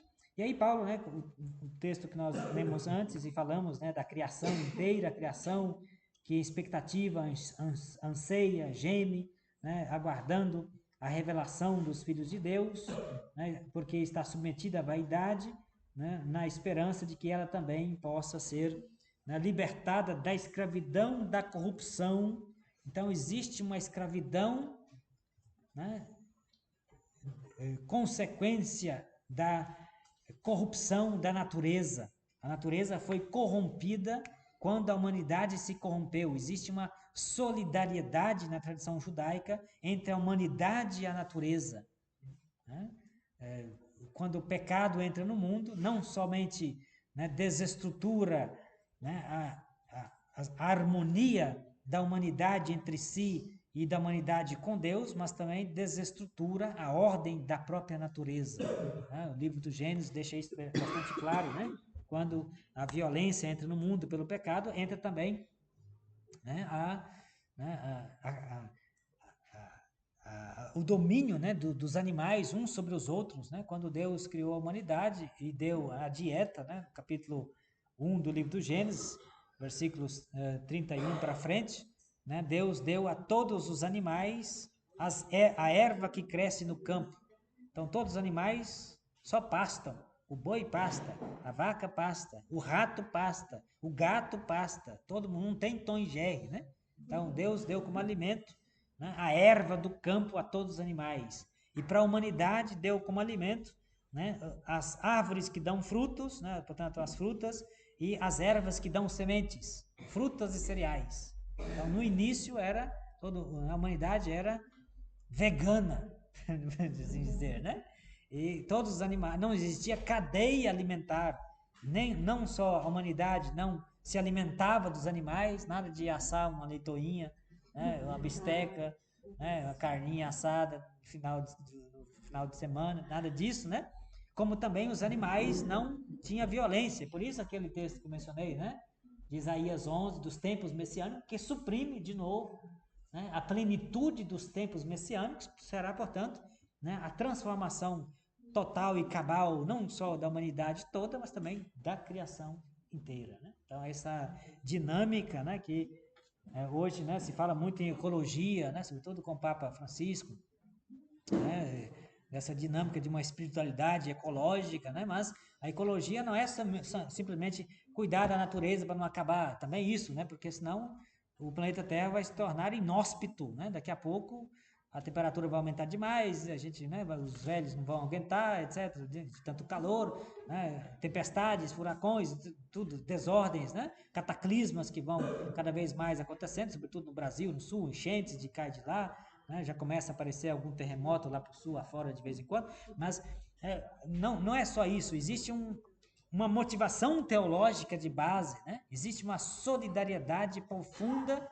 entre a humanidade e a natureza. Portanto, o cristão renovado, né, também tem um olhar, né, santo, diferente para com a natureza, de cuidado, né, e de respeito para com a natureza. Então, tem uma outra motivação para além daquela do mero dos motivos do Greenpeace, né, ou qualquer outro movimento ecológico que tem por aí, né, que é simplesmente salvar a natureza, porque a natureza, etc., nós, né, assinamos tudo isso embaixo, mas temos motivações mais profundas do que meramente uma ecologia pura e simples, né? Uma ecologia, portanto, marcada por essa dimensão da natureza, né, como dom de Deus, profundamente vinculada com a natureza humana, e, portanto, né, a transformação, né, do coração humano pelo Espírito de Deus também, né, terá consequências positivas sobre a natureza.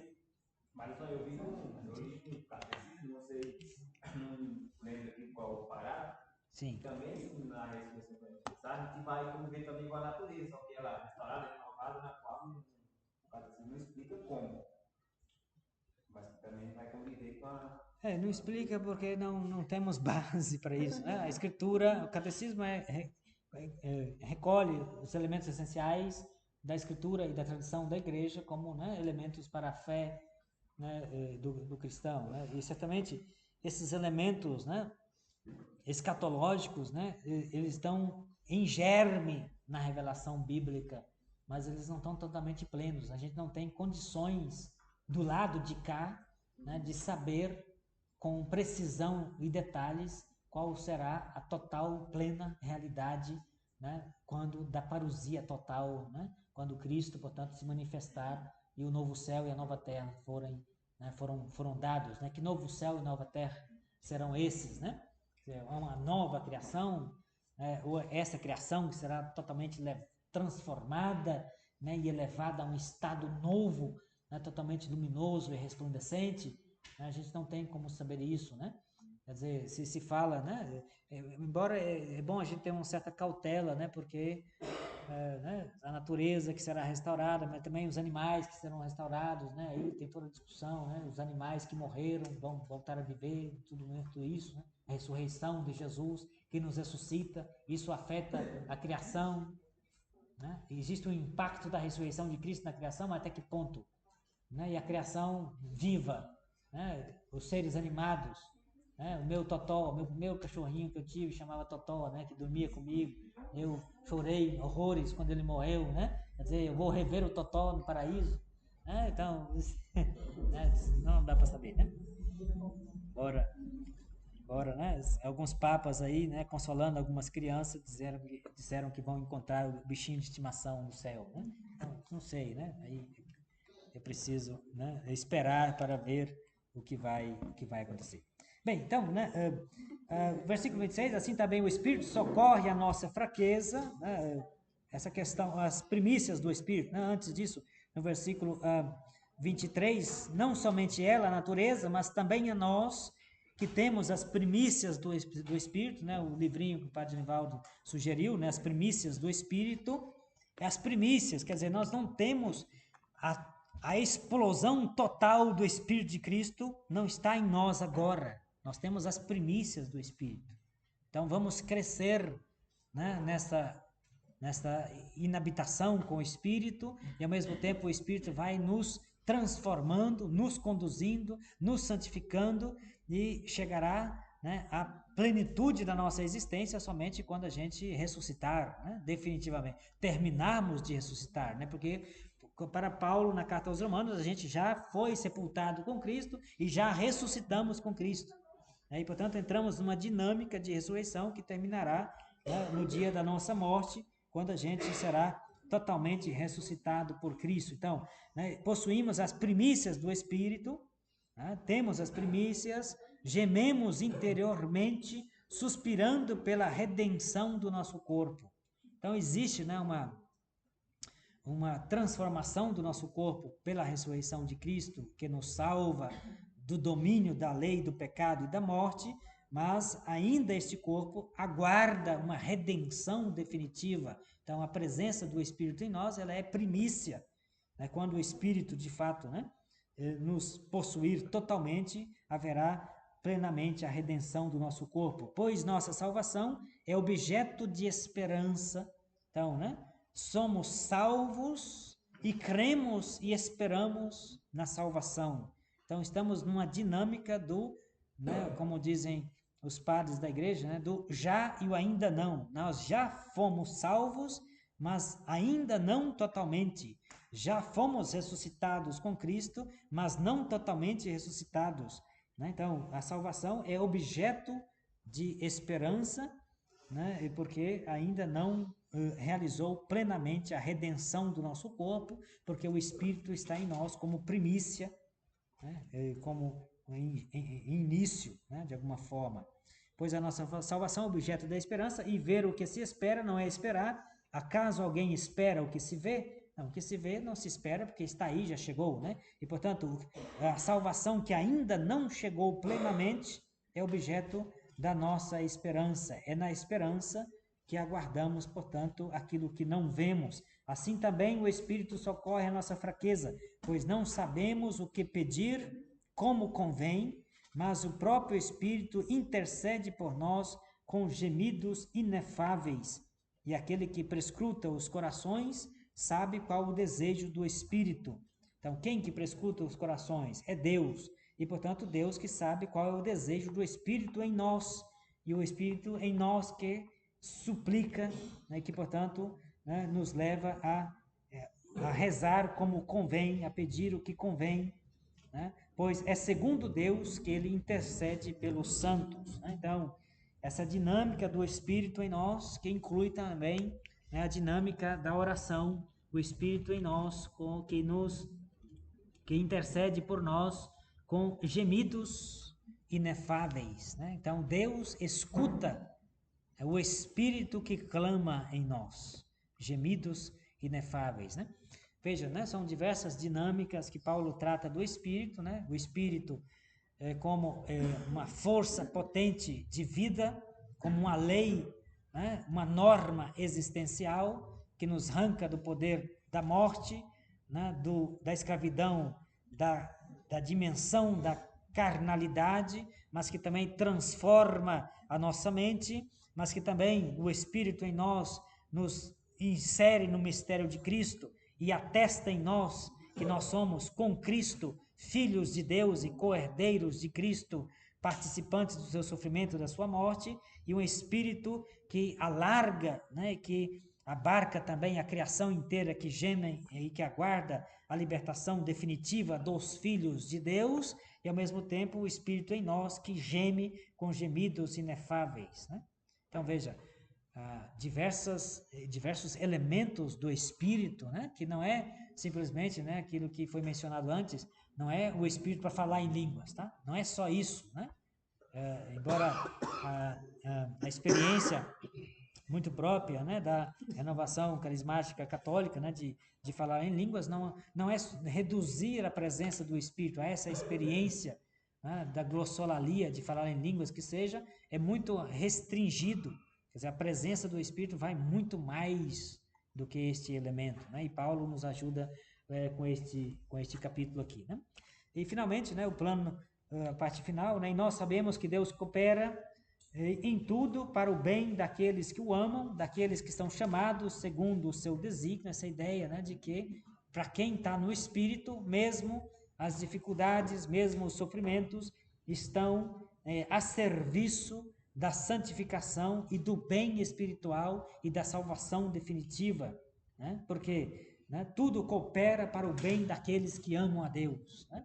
Daqueles que, portanto, que têm o Espírito de Deus, porque os que de antemão ele, Deus, conheceu, a presciência de Deus, Deus que antes da nossa existência nos conhece, estes também os predestinou, isto é, nos sonhou num horizonte de Cristo. O verbo predestinar aqui não é a predestinação, né, dos calvinistas, tá? Mas é Deus que antecedentemente nos coloca no horizonte de Cristo. Predestinar, o verbo proorizo, daí o termo horizonte, né, vem de horizo em grego, tá? Proorizo é de antemão nos colocar no horizonte de Cristo, né? Não a predestinação conforme, né, os calvinistas apresentam, tá? Então, Deus que antes da nossa existência nos conhece desde toda a eternidade, nos predestina conforme a imagem do seu Filho, portanto, feitos à imagem e semelhança de Deus, e imagem do seu Filho de Jesus, a fim de ser Ele o primogênito dentre os mortos, e os que predestinou também os chamou à existência, e aos que chamou também os justificou através do seu Filho Jesus Cristo, e aos que justificou também os glorificou. Então, a glorificação dos filhos de Deus, né? Então, essa experiência da glória, né, que tempera a experiência da vida de cruz e de sofrimento para aquele que é conduzido pelo Espírito de Deus. E, finalmente, né, se conclui o capítulo 8º, né, com este hino, né, ao amor de Deus, né, que é um hino no qual Paulo canta, né, a impossibilidade de sermos separados, né, de Deus, que fez tudo isso em nós, né, que nos deu o seu Filho, nos deu o seu Espírito, e, portanto, as realidades deste mundo não nos poderá separar de Deus e do seu Filho. Depois de tudo isso, que nos resta dizer? Se Deus está conosco, quem está contra nós, né? Deus é nosso favor. E o versículo 35, quem nos separará do amor de Cristo? Tribulação, angústia, perseguição, fome, nudez, perigo, espada? Né? Segundo está escrito, né? E faz uma citação bíblica, mas em tudo isso somos mais do que vencedores, graças àquele que nos amou. Né? Somos mais do que vencedores, né? Pois estou convencido de que nem a morte, nem a vida, nem os anjos, nem principados, nem o presente, nem o futuro, nem os poderes, nem a altura, nem a profundeza, nem qualquer outra criatura poderá nos separar do amor de Deus, né, manifestado em Cristo Jesus, nosso Senhor. Então, o cristão, conduzido pelo Espírito, né, desta forma, como Paulo explica, né, as realidades terrenas de sofrimento, dificuldade, quaisquer que sejam, jamais poderão nos separar do amor de Deus. Bem, ficamos por aqui, porque já passou do horário, né? Já estão cansados. Se tiverem ainda alguma pergunta, né? Não sei se alguém quiser ainda fazer, fiquem à vontade.